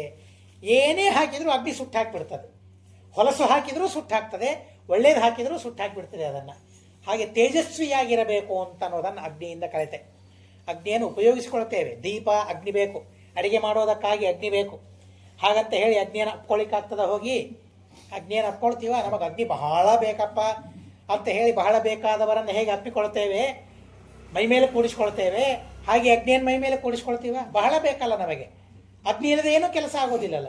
ಬೆಳಕಿಲ್ಲ, ಅಗ್ನಿ ಇಲ್ಲದೆ ದೇವರ ಪೂಜೆ ಇಲ್ಲ, ಅಗ್ನಿ ಇಲ್ಲದೆ ಊಟ ಇಲ್ಲ ಅಂತ ಹೇಳಿ ಮೈ ಮೇಲೆ ಇಟ್ಕೊಳ್ತೀವ? ಇಟ್ಕೊಳ್ಳೋದಿಲ್ಲ, ದೂರ ಇಟ್ಟಿರ್ತೇವೆ. ಹಾಗೆ ತೇಜಸ್ವಿಯಾಗಿ ಇರಬೇಕು ಮನುಷ್ಯ. ಯಾರು ಅವರನ್ನು ಬೈಬೇಕು, ನಿಂದೆ ಮಾಡಬೇಕು ಅಂತ ಅನಿಸ್ಬಾರದು. ಅಷ್ಟು ತೇಜಸ್ವಿಯಾಗಿ ಮನುಷ್ಯ ಇರಬೇಕು ಅಂತ ಅನ್ನೋದನ್ನು ನಾನು ಅಗ್ನಿಯಿಂದ ಕಲಿತೆ. ಚಂದ್ರನಿಂದ ನಾನೇನು ಕಲಿತೆ? ನೋಡ್ತಾ ಇದ್ದಾನೆ. ಒಂದೊಂದು ದಿವಸ ಪಾಡ್ಯ ಬಂತು, ಪ್ರತಿಪದ, ದ್ವಿತೀಯ, ತೃತೀಯ, ಕಲೆಗಳು ಕಡಿಮೆ ಆಗ್ತಾ ಇವೆ. ಚಂದ್ರನಲ್ಲಿ 16 ಕಲೆಗಳು, ಒಂದೊಂದು ಕಲೆಗಳು ಕಡಿಮೆ ಆಗ್ತಾ ಇವೆ ಅಮಾವಾಸ್ಯೆಯ ತನಕ. ಮತ್ತೆ ಶುಕ್ಲ ಪಕ್ಷದಲ್ಲಿ ಒಂದೊಂದು ಕಲೆಗಳು ಬೆಳೀತಾ ಇವೆ. ಅದನ್ನು ನೋಡಿ ನನಗನಿಸ್ತು, ಆ ಎಲ್ಲ ವೃದ್ಧಿ ಹ್ರಾಸ ಏನಿದೆಯಲ್ಲ ಚಂದ್ರನಿಗ, ಅದೇ ಚಂದ್ರನ ಒಳಗಿರುವ ಚಂದ್ರ ದೇವತೆ ಏನಿದ್ದಾನಲ್ಲ, ಆ ಚಂದ್ರನಿಗೆ ವೃದ್ಧಿ ಹ್ರಾಸಗಳ ಅಲ್ಲ. ಯಾರಿಗೆ? ಮಂಡಲಕ್ಕೆ. ಆ ಚಂದ್ರ ಮಂಡಲಕ್ಕೆ ಮಾತ್ರ ವೃದ್ಧಿ ಹ್ರಾಸಗಳು. ಹಾಗೆ ಜನನ ಮರಣಗಳು ದೇಹಕ್ಕೆ ಮಾತ್ರ ಹೊರತು ಅದು ಜೀವನಿಗೆ ಸಂಬಂಧ ಇಲ್ಲ ಅನ್ನೋ ತತ್ವವನ್ನು ನಾನು ಚಂದ್ರನಿಂದ ಕಲಿತೆ. ಸೂರ್ಯ ಏನು ಮಾಡ್ತಾನೆ? ಸಹಸ್ರಗುಣ ಮತ್ಸೃಷ್ಟಂ ಆದತ್ತೇಹಿ ರಸಂ ರವಿಹಿ. ಸೂರ್ಯ ನೀರು ತೆಗೆದುಕೊಳ್ತಾನೆ. ಬೇಸಿಗೆ ಬರ್ತದೆ, ಅಪ್ಪ ಬಿಸಿಲು ಬಂತು ಅಂತ ನಾವು ನಿಂದೆ ಮಾಡ್ತೇವೆ. ಆದರೆ ಬಿಸಿಲು ಬರದೇ ಇದ್ದರೆ ನೀರೇ ಮೇಲೆ ಹೋಗೋದಿಲ್ಲ. ಸಮುದ್ರದಲ್ಲಿ ಗಂಗೆ ಸೇರಿದೆಯಲ್ಲ, ಆ ಗಂಗೆ ನೀರನ್ನು ಸೂರ್ಯ ತೆಗೆದುಕೊಳ್ಳಬೇಕಾದರೆ ಬಿಸಿಲು ಬೇಕು. ಬಿಸಿಲಿದ್ರೆ ಆ ನದಿಯ ನೀರನ್ನು ಸೂರ್ಯ ಸ್ವೀಕಾರ ಮಾಡ್ತಾನೆ. ಏನು ಮಾಡ್ತಾನೆ? ಸ್ವೀಕಾರ ಮಾಡಿ ಮತ್ತೆ ನಮಗೆ ಕೊಡ್ತಾನೆ. ಉಪನಿಷತ್ತುಗಳಲ್ಲಿ ಹೇಳ್ತಾರೆ, ನಾವು ಕಾವೇರಿ ತೀರದಲ್ಲಿದ್ದರೆ ಆ ಸೂರ್ಯ ನೀರನ್ನು, ಕಾವೇರಿ ನೀರನ್ನು ತೆಗೆದುಕೊಂಡು ಕಾವೇರಿ ನೀರಿನ ಒಂದು ಮೇಘವನ್ನೇ ಪ್ರತ್ಯೇಕ ತಯಾರು ಮಾಡ್ತಾನಂತೆ. ಆ ನೀರು ಕಾವೇರಿ ತೀರದಲ್ಲೇನೇ ಬೀಳ್ತವೆ. ಮತ್ತೆ ಆ ನೀರು ಆಚೆ ಈಚೆ ಹೋಗೋದಿಲ್ಲ. ಗೋದಾವರಿ ತೀರದ ಊರುಗಳಿಗೆ ಕಾವೇರಿ ನೀರು ಹೋಗೋದಿಲ್ಲ. ಕಾವೇರಿ ತೀರದವರೆಗೆ ಗೋದಾವರಿ ನೀರು ಬರೋದಿಲ್ಲ. ಗಂಗಾ ತೀರದವರೆಗೆ ಇಲ್ಲಿ ನೀರು ಹೋಗೋದಿಲ್ಲ. ನಮಗೆ ಗಂಗಾ ನೀರು ಬರೋದಿಲ್ಲ. ಮೇಘೇ ಕರ್ತೃ ಪ್ರವರ್ಷತಿ ಇದು ವಾಯುದೇವರ ಪರಮಾತ್ಮನ ಅತ್ಯದ್ಭುತವಾದ ಮಹಿಮೆ ಅಂತ ಹೇಳ್ತಾರೆ. ಸಮುದ್ರದಲ್ಲಿ ಎಲ್ಲ ಗಂಗಾ, ಗೋದಾವರಿ ಎಲ್ಲ ಸಮುದ್ರಗಳು ಸೇರಿಬಿಟ್ಟಿವೆ, ಮಹಾನದಿಗಳು. ಆದರೂ ಕೂಡ ಸೂರ್ಯಾಂತರ್ಯಾಮಿಯಾದ ವಾಯುದೇವರಿಗೆ ಗೊತ್ತಂತೆ ಯಾವುದು ಗಂಗಾ ನೀರು, ಯಾವುದು ಗೋದಾವರಿಯ ನೀರು, ಯಾವುದು ಕೃಷ್ಣೆಯ ನೀರು, ಅದು ಗೊತ್ತಂತೆ. ಆ ನೀರನ್ನು ಸ್ವೀಕಾರ ಮಾಡಿ ಅದರದ್ದೇ ಒಂದು ಟ್ಯಾಂಕ್ ಮೇಘ ತಯಾರು ಮಾಡ್ತಾನೆ ಪರಮಾತ್ಮ ವಾಯುದೇವರು. ಅದು ಆಯಾ ತೀರದಲ್ಲೇನೆ ಬೀಳುವಂತೆ ಮಾಡ್ತಾನಂತೆ. ಹೀಗೆ ಸೂರ್ಯ ನೀರು ತೆಗೆದುಕೊಳ್ತಾನೆ. ಯಾಕೆ ತೆಗೆದುಕೊಳ್ಳೋದು? ಕೊಡೋದಕ್ಕಾಗಿ ತೆಗೆದುಕೊಳ್ಳೋದು ಅಂತ ಅನ್ನೋದನ್ನು ಕಲಿತೆ ಅಂತ ಹೇಳ್ತಾರೆ. ನಮ್ಮ ಸ್ವಾಮಿಗಳು ಒಂದ್ಸಲ ಪಾಠದಲ್ಲಿ ಇದನ್ನೇ ಹೇಳಿದ್ದು. ಒಂದು ಸಂದರ್ಭದಲ್ಲಿ ರಾಜಮಹೇಂದ್ರಿಗೆ ಹೋಗಿದ್ವಿ ನಾವು. ರಾಜಮಹೇಂದ್ರಿಗೆ ಹೋದಾಗ ಅಲ್ಲಿ ನದಿ ಬಹಳ ದೊಡ್ಡ ಗಾತ್ರದಲ್ಲಿ ಇದೆ. ರಾಜಮಹೇಂದ್ರಿಯಲ್ಲಿ ಸ್ನಾನಕ್ಕಾಗಿ ಹೋದಾಗ ಗ್ರಹಣ ಸ್ನಾನವನ್ನು ಮಾಡ್ತಾ ಇದ್ವಿ. ಸ್ನಾನ ಮಾಡುವಾಗ ಸ್ವಾಮಿಗಳು ಎಲ್ಲರಿಗೆ ದಕ್ಷಿಣೆ ಕೊಡುವಂತೆ ಒಬ್ಬ ಹೊರಗಿನ ಪಂಡಿತವರು ಹೊರಗಿನ ವಿದ್ವಾಂಸರಿಗೂ ದಕ್ಷಿಣೆಯನ್ನು ಕೊಟ್ಟರು. ಅದ್ವೈತ ವಿದ್ವಾಂಸರು ಬಂದಿದ್ದರು, ದಕ್ಷಿಣೆಯನ್ನು ಕೊಟ್ಟರು. ನೀವು ಯತಿಗಳು, ನಿಮಗೆ ದಕ್ಷಿಣೆ ಕೊಡುವ ಅಧಿಕಾರ ಇಲ್ಲ, ಹೀಗಾಗಿ ನಾನು ಸ್ವೀಕಾರ ಮಾಡೋದಿಲ್ಲ ಅಂತ ಅವನು ಹೇಳಿದ. ಆಯಿತು, ಬಿಟ್ಟುಬಿಟ್ರು ಸ್ವಾಮಿಗಳು. ಮಠಕ್ಕೆ ಬಂದ ಮೇಲೆ ಪಾಠಕ್ಕೆ ಕುಳಿತಾಗ ಮಹಾಸ್ವಾಮಿಗಳು ಹೇಳಿದ್ರು, ಹೌದು ನನಗೆ ದಾನ ತೆಗೆದುಕೊಳ್ಳೋ ಅಧಿಕಾರ ಇಲ್ಲ ವಸ್ತುಸ್ಥಿತಿ, ಆದರೆ ತೆಗೆದುಕೊಳ್ಳೋದು ಯಾಕೆ ಅಂದರೆ ನಾನು ಭೋಗ ಮಾಡೋದಕ್ಕಾಗಿ ಅಲ್ಲ, ಇನ್ನೊಬ್ಬರಿಗೆ ಕೊಡೋದಕ್ಕಾಗಿ. ನನಗೆ ಜನ ಕೊಡ್ತಾರೆ, ನಿಮಗೆ ಕೊಡ್ರಿ ಅಂದರೆ ಕೊಡೋದಿಲ್ಲ. ಜನ ಕೊಡ್ತಾರಾ ಯಾರಾದರೂ? ನಾವು ಸ್ವಾಮಿಗಳಿಗೆ ಏನೇ ಕೊಡಬೇಕು ಅಂತ ಕೊಟ್ಟಿರ್ತೇವೆ. ಹೀಗಾಗಿ ಅವರ ಹೆಸರಿಗೆ, ಅವರ ವೇಷಕ್ಕೆ ನಾವು ಕೊಡ್ತೇವೆ. ಹೀಗಾಗಿ ಜನ ನನ್ನನ್ನು ನೋಡಿ ನನ್ನ ಯೋಗ್ಯತೆಯನ್ನು ನನಗೆ ಕೊಡ್ತಾರೆ. ಆದರೆ ನಾನು ತೆಗೆದುಕೊಳ್ಳೋದು ಯಾಕೆ ಗೊತ್ತಾ? ಕೊಡೋದಕ್ಕಾಗಿ ಮಾತ್ರ ತೆಗೆದುಕೊಳ್ಳೋದೇ ಹೊರತು ಇದು ಪ್ರತಿಗ್ರಹ ದಾನ ಅಂತ ಸರ್ವಥಾ ಉದ್ದೇಶ ನಮ್ಮದಿರೋದಿಲ್ಲ ಅಂತ ಹೇಳಿದ್ರು. ಅದೂ ಅಲ್ಲದೇನೆ ಪರಮಹಂಸರಿಗೆ ಈ ನಿಯಮಗಳಿಲ್ಲ. ಯತಿಗೆ ನಿಯಮ, ಯತಿಗಳಲ್ಲಿಯೂ ಸಹ ಅನೇಕ ವಿಧರಿದ್ದಾರೆ. ಇಲ್ಲೇ ಹೇಳ್ತಾರೆ, ಅದೆಲ್ಲ ಹೇಳಲಿಕ್ಕೆ ಆಗೋದಿಲ್ಲ. ಪರಮಹಂಸ, ಕುಟೀಚಕ, ಬಹುದಕ, ಹಂಸ, ಪರಮಹಂಸ, ತ್ರಿದಂಡಿ. ತ್ರಿದಂಡಿ ಚಿನ್ನಜಿಯರು ನೋಡ್ತೀವಲ್ಲ, ಇವತ್ತು ತ್ರಿದಂಡಿ ಶಿಖಾಧಾರಣೆ ಮಾಡಿರ್ತಾರೆ, ಯಜ್ಞೋಪವೀತ ಇರ್ತಾರೆ, ವಸ್ತ್ರ ಇರ್ತದೆ, ತ್ರಿದಂಡಿ ದಂಡ ಇರ್ತದೆ, 3 ಅವರಿಗೆ ಇರಬೇಕು. ಅವರನ್ನು ತ್ರಿದಂಡಿಗಳು ಅಂತ ಕರೀತಾರೆ. ಹೀಗೆ ತ್ರಿದಂಡಿ. ಪಕ್ಷಮಾಸದಲ್ಲಿ ಸನ್ಯಾಸಿನ ಮಹಾಲಯ ಅಂತ ಬರ್ತದಲ್ಲ, ಸನ್ಯಾಸಿಗಳು ಅಂದರೆ ಅದು ತ್ರಿದಂಡಿಗಳಿಗೆ ಶ್ರಾದ್ದವನ್ನೇ ಮಾಡಬೇಕು. ಪಿಂಡ ಪ್ರದಾನ ಪೂರ್ವಕವಾಗಿ ತ್ರಿದಂಡಿ ಯತಿಗಳಿಗೆ ಶ್ರಾದ್ದವನ್ನೇ ಮಾಡಬೇಕು ಅವರ ಉದ್ದೇಶದಿಂದ ಅಂತ ವ್ಯಾಖ್ಯಾನದಲ್ಲಿ ಬರೀತಾರೆ. ಸ್ಮೃತಿ ಮುಕ್ತಾವಳಿ ಕೃಷ್ಣಾಚಾರ್ಯ ರಾಘವೇಂದ್ರ ಸ್ವಾಮಿಗಳ ಶಿಷ್ಯರು ಸ್ಮೃತಿ ಮುಕ್ತಾವಳಿ ಅಂತ ಗ್ರಂಥವನ್ನು ಬರೆದಿದ್ದಾರೆ.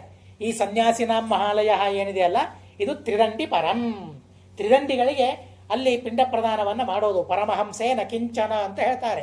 ಪರಮಹಂಸರಿಗೆ ಪಿಂಡ ಪ್ರದಾನವನ್ನು ಮಾಡಿರಿ, ಮತ್ತೆ ಶ್ರಾದ್ದ ಮಾಡಿರಿ, ಅವರಿಗೆ ಯಾವುದೂ ಇಲ್ಲ.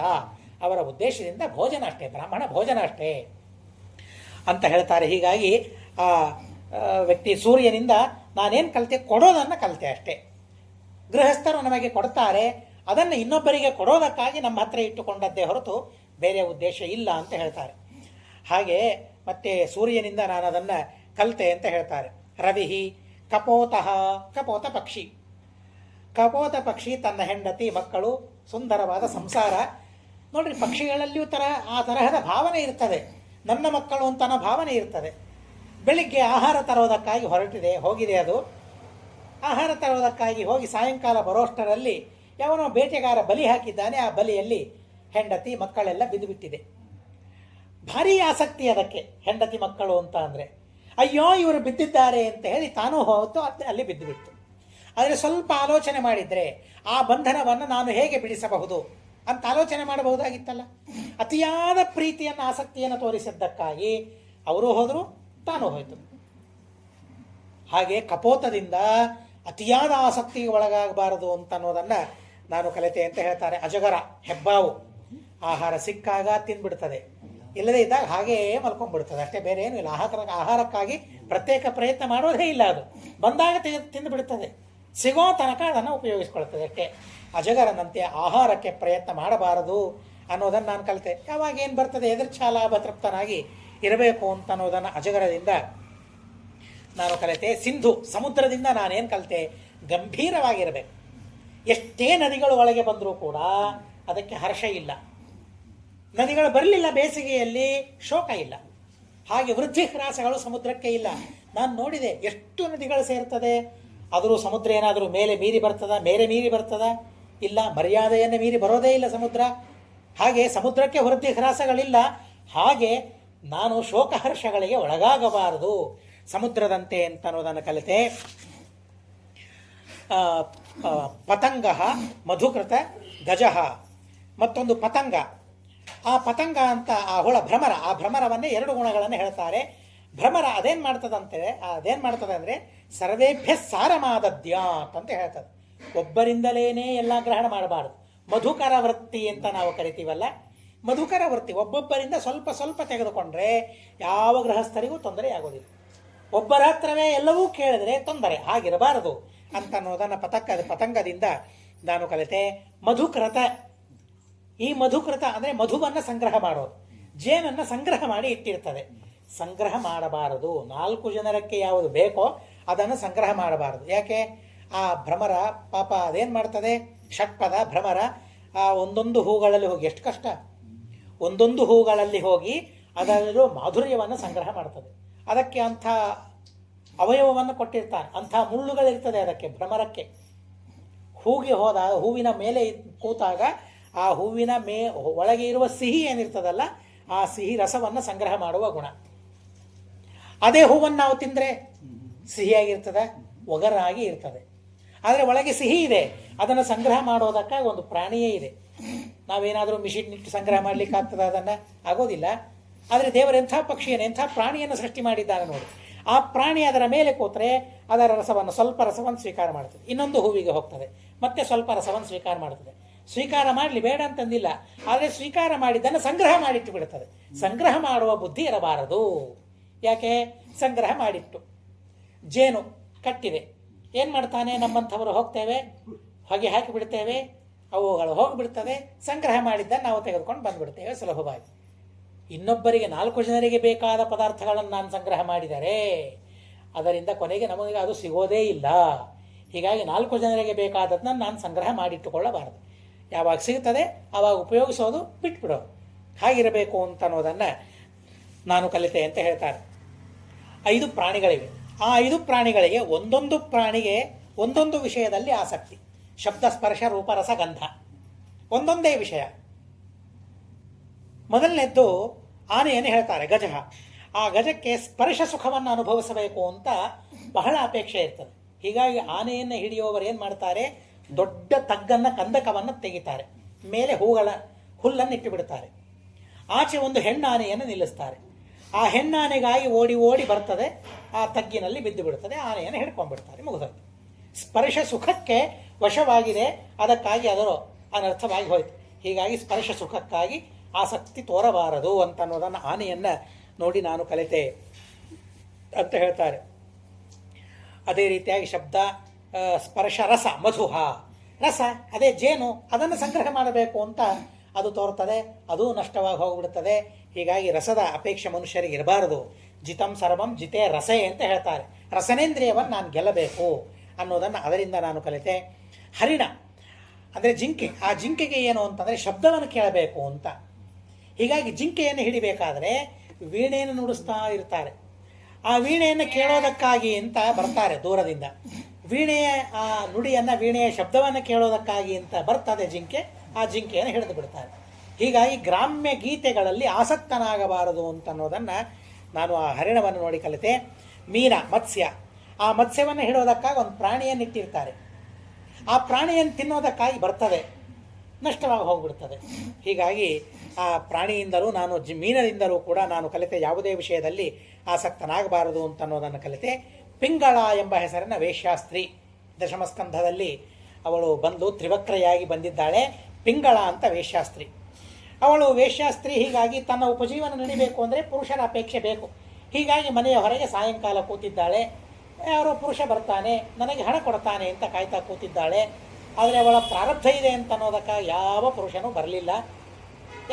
ಬರಲಿಲ್ಲ. ತನ್ನಷ್ಟಕ್ಕೆ ತಾನು ಹೋಗ್ತಾಳೆ, ಬಲ್ಕೊಳ್ತಾಳೆ.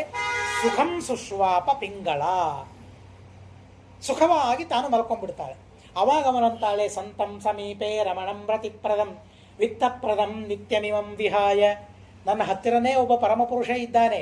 ಸಂತಂ ಸಮೀಪೆ ರಮಣಂ, ನನಗೆ ಸುಖವನ್ನು ಕೊಡ್ತಾನೆ. ವಿತ್ತಪ್ರದಂ, ಹಣವನ್ನು ಕೊಡ್ತಾನೆ. ಎಲ್ಲವನ್ನು ಕೊಡುವ ಪರಮಪುರುಷ ಪರಮಾತ್ಮ ನನ್ನ ಹತ್ತಿರ ಹೃದಯದಲ್ಲಿಯೇ ಇದ್ದಾಗ ಯಾವನೋ ಪರಪುರುಷನಿಗಾಗಿ ನಾನು ಕಾಯ್ತಾ ಕೂತ್ನಲ್ಲ. ಪರಮಪುರುಷ ನನ್ನ ಹತ್ತಿರ ಇದ್ದಾಗ ಪರಪುರುಷನಾಗಿ ನಾನು ಕಾಯ್ದೆ, ಬಹಳ ತಪ್ಪು ಮಾಡಿದೆ ಅಂತ ಹೇಳಿ ಪರಮಾತ್ಮನ ಧ್ಯಾನದಲ್ಲಿ ನಿಮಗ್ನಾದರೂ ಅದನ್ನು ನಾನು ನೋಡಿ ಇನ್ನೊಬ್ಬರಿಗಾಗಿ ನಾನು ಕಾಯಬಾರದು, ಪರಮಪುರುಷನ ಚಿಂತನೆಯಲ್ಲಿ ತೊಡಗಿಕೊಳ್ಳಬೇಕು ಅಂತ ವೇಶ್ಯಾಸ್ತ್ರೀಯಿಂದ ಕಲಿತ ಪಾಠ ನಾನು ಅಂತ ಆ ಮಹಾನುಭಾವ ಹೇಳ್ತಾನೆ. ಪಿಂಗಳ, ಕುರರ ಅಂತ ಒಂದು ಪಕ್ಷಿ. ಆ ಪಕ್ಷಿ ಮಾಂಸಖಂಡವನ್ನು ಇಟ್ಕೊಂಡು ಆಕಾಶದಲ್ಲಿ ಹೊರಟಿರ್ತದೆ. ನನ್ನ ಮಕ್ಕಳಿಗೂ ಕೊಡೋಣ, ನಾನೊಬ್ಬನೇ ತಿನ್ನೋದು ಹೇಗೆ, ಎಲ್ಲರೂ ಹಂಚಿಕೊಂಡು ತಿನ್ನೋಣ ಅಂತ ಹೇಳಿ ತನ್ನ ಬಾಯಿಯಲ್ಲಿ ಆ ಮಾಂಸಖಂಡವನ್ನು ತೆಗೆದುಕೊಂಡು ಹೊರಡ್ತಾ ಇದೆ. ಅದನ್ನು ಬೇರೆ ಪಕ್ಷಿಗಳು ನೋಡಿದವು. ಬೇರೆ ಪಕ್ಷಿಗಳು ನೋಡಿ ಅದು ಬೇಕು ಅಂತ ಹೇಳಿ ಅದರ ಬೆನ್ನು ಹತ್ತವೆ. ದೊಡ್ಡ ದೊಡ್ಡ ಪಕ್ಷಿಗಳು ಬರ್ತವೆ. ಆ ದೊಡ್ಡ ಪಕ್ಷಿಗಳು ಹಿಂದೆ ಅಷ್ಟು ಜನ ಪಕ್ಷಿಗಳು ಬರ್ತಾ ಇವೆ, ತಾನೊಬ್ಬನೇ ಇದ್ದಾನೆ, ಭಯ ಪರಿಹಾರ ಆಗೋದಿಲ್ಲ. ಭಯ ಪರಿಹಾರ ಮಾಡ್ಕೊಳ್ಳೋದು ಹೇಗೆ? ಕೊನೆಗೆ ಆಲೋಚನೆ ಮಾಡುತ್ತೆ, ಯಾಕೆ ಅಷ್ಟೆಲ್ಲ ಪಕ್ಷಿಗಳು ನನ್ನ ಹಿಂದೆ ಬಿದ್ದಿವೆ ಅಂತ ನೋಡಿತು. ತನ್ನ ಬಾಯಿಯಲ್ಲಿರುವ ಮಾಂಸಖಂಡ, ಇದಕ್ಕಾಗಿ ಪಕ್ಷಿಗಳು ಬರ್ತಾ ಇವೆ ಅಂತ ಹೇಳಿ ಆ ಮಾಂಸಖಂಡವನ್ನು ಕೆಳಗೆ ಬಿದ್ದುಬಿಡ್ತು. ಪಕ್ಷಿಗಳೆಲ್ಲ ಕೆಳಗೆ ಓಡಿದವು, ತಾನು ಮಾತ್ರ ಸುಖವಾಗಿ ಪ್ರಯಾಣ ಮಾಡಿದ. ಹಾಗಾದರೆ 10 ಜನರಿಗೆ ಬೇಕಾದದ್ದು ನನ್ನ ಹತ್ತಿರ ಇರಬಾರದು ಅಂತ ಹೇಳಿ ವಿಷಯ ಪರಿತ್ಯಾಗವನ್ನು ನಾನು ಆ ಕುರರ ಪಕ್ಷಿಯಿಂದ ಕಲಿತೆ ಅಂತ ಅನ್ನೋದನ್ನು ಹೇಳ್ತಾರೆ. ಅರ್ಭಕ ಒಂದು ಕಡೆಗೆ ಬಾಲಕನನ್ನು ನೋಡಿದೆ ಒಂದು ಮನೆಯಲ್ಲಿ. ಆ ಬಾಲಕ ಹೇಗಿದ್ದಾನೆ ಅಂತ ಅಂದರೆ, ಬಂದವರೆಲ್ಲ ಬೈತಾ ಇದ್ರು, ಕಿಲಕಿಲ ಅಂತ ನಗ್ತಾ ಇದ್ದಾನೆ. ಅಮ್ಮ ಬರ್ತಾಳೆ, ಹೊಗಳ್ತಾಳೆ, ಆವಾಗಲೂ ನಗ್ತಾ ಇದ್ದಾನೆ. ಹಾಗೆ ಆ ಬಾಲಕನಂತೆ ನಗ್ತಾ ಇರಬೇಕು, ಯಾವಾಗಲೂ ನಗ್ತಾ ಇರಬೇಕು, ಸಂತೋಷವಾಗಿರಬೇಕು. ಹೊರತು ಹರ್ಷ ಶೋಕಗಳು ಎರಡನ್ನೂ ಅದೇ ರೀತಿಯಾಗಿ ಸ್ವೀಕಾರ ಮಾಡಬೇಕು ಅಂತ ಆ ಮುಗ್ಧತೆಯನ್ನು ಬಾಲಕನಿಂದ ನಾನು ಕಲಿತೆ. ಒಬ್ಬಳು ಕುಮಾರಿ ಇದ್ದತ್ತೆ. ತಾನು ಹೋಗಿದ್ದ, ಹೀಗೆ ಸಂಚಾರ ಮಾಡ್ತಾ ಇದ್ದ ಕುಮಾರಿ. ಆ ಕುಮಾರಿಯ ಮನೆಯಲ್ಲಿ ತಂದೆ ತಾಯಿಗಳಿಲ್ಲ. ಅವಳನ್ನು ನೋಡೋದಕ್ಕಾಗಿ ವರಪಕ್ಷದವರು ಬಂದಿದ್ದಾರೆ.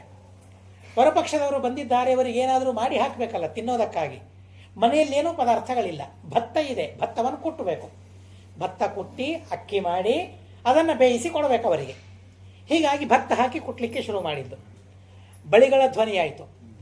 ಬಳಿಗಳ ಧ್ವನಿಯಾದಾಗ ಅವಳಿಗೆ ಎಚ್ಚರಿಕೆ ಆಯಿತು. ಬಳಿಗಳ ಧ್ವನಿಯಾದದ್ದನ್ನು ಹೊರಗೆ ಕೇಳಿಸಿದರೆ ಅವರು ಏನು ಅಂದ್ಕೊಳ್ತಾರೆ, ಇವರು ಬಡವಡು, ಇವರು ದರಿದ್ರರು, ಮನೆಯಲ್ಲಿ ತಿನ್ನಲಿಕ್ಕೆ ಗತಿ ಇಲ್ಲ ಇವರಿಗೆ ಅಂತ ತಿಳ್ಕೊಳ್ತಾರೆ. ಬಿಟ್ಟು ಹೋಗಿಬಿಡ್ತಾರೆ. ಅವರು ಬಿಟ್ಟು ಹೋಗಬಾರ್ದು. ಅವನು ವರ ಚೆನ್ನಾಗಿದ್ದಾನೆ, ವಿವಾಹವಾಗಬೇಕು ಅನ್ನೋದಕ್ಕೆ ಕುಟ್ಲೇಬೇಕು ನಾನೀಗ. ಅದಕ್ಕೇನು ಮಾಡಿದ್ಲು, ಒಂದು ಬಳೆಯನ್ನು ತೆಗೆದು, ಧ್ವನಿ ಹಾಗೇ ಇದೆ.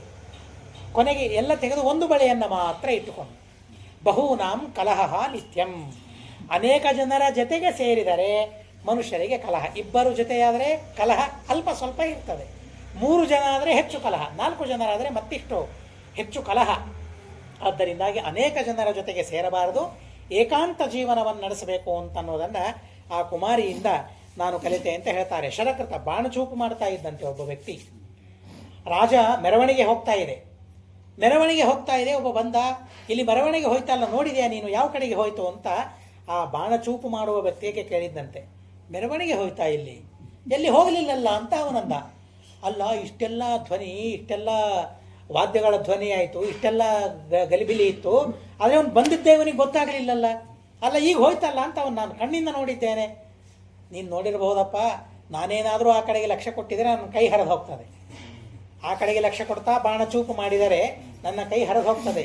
ಹೀಗಾಗಿ ನಾನು ಆ ಕಡೆ ಗಮನ ಕೊಟ್ಟಿಲ್ಲ, ಬಾಣಚೂಪು ಮಾಡೋದರಲ್ಲಿ ನಾನು ಗಮನ ಕೊಟ್ಟೆ. ಆ ರೀತಿಯಾದ ಧ್ಯಾನ, ಆ ರೀತಿಯಾದ ಏಕಚಿತ್ತತೆ ಭಗವಂತನಲ್ಲಿರಬೇಕು ಅಂತ ಅನ್ನೋದನ್ನು, ಏಕಚಿತ್ತತೆಯನ್ನು ನಾನು ಶರಕೃತ್ ಅವನಿಂದ ನಾನು ಕಲಿತೆ ಅಂತ ಹೇಳ್ತಾನೆ.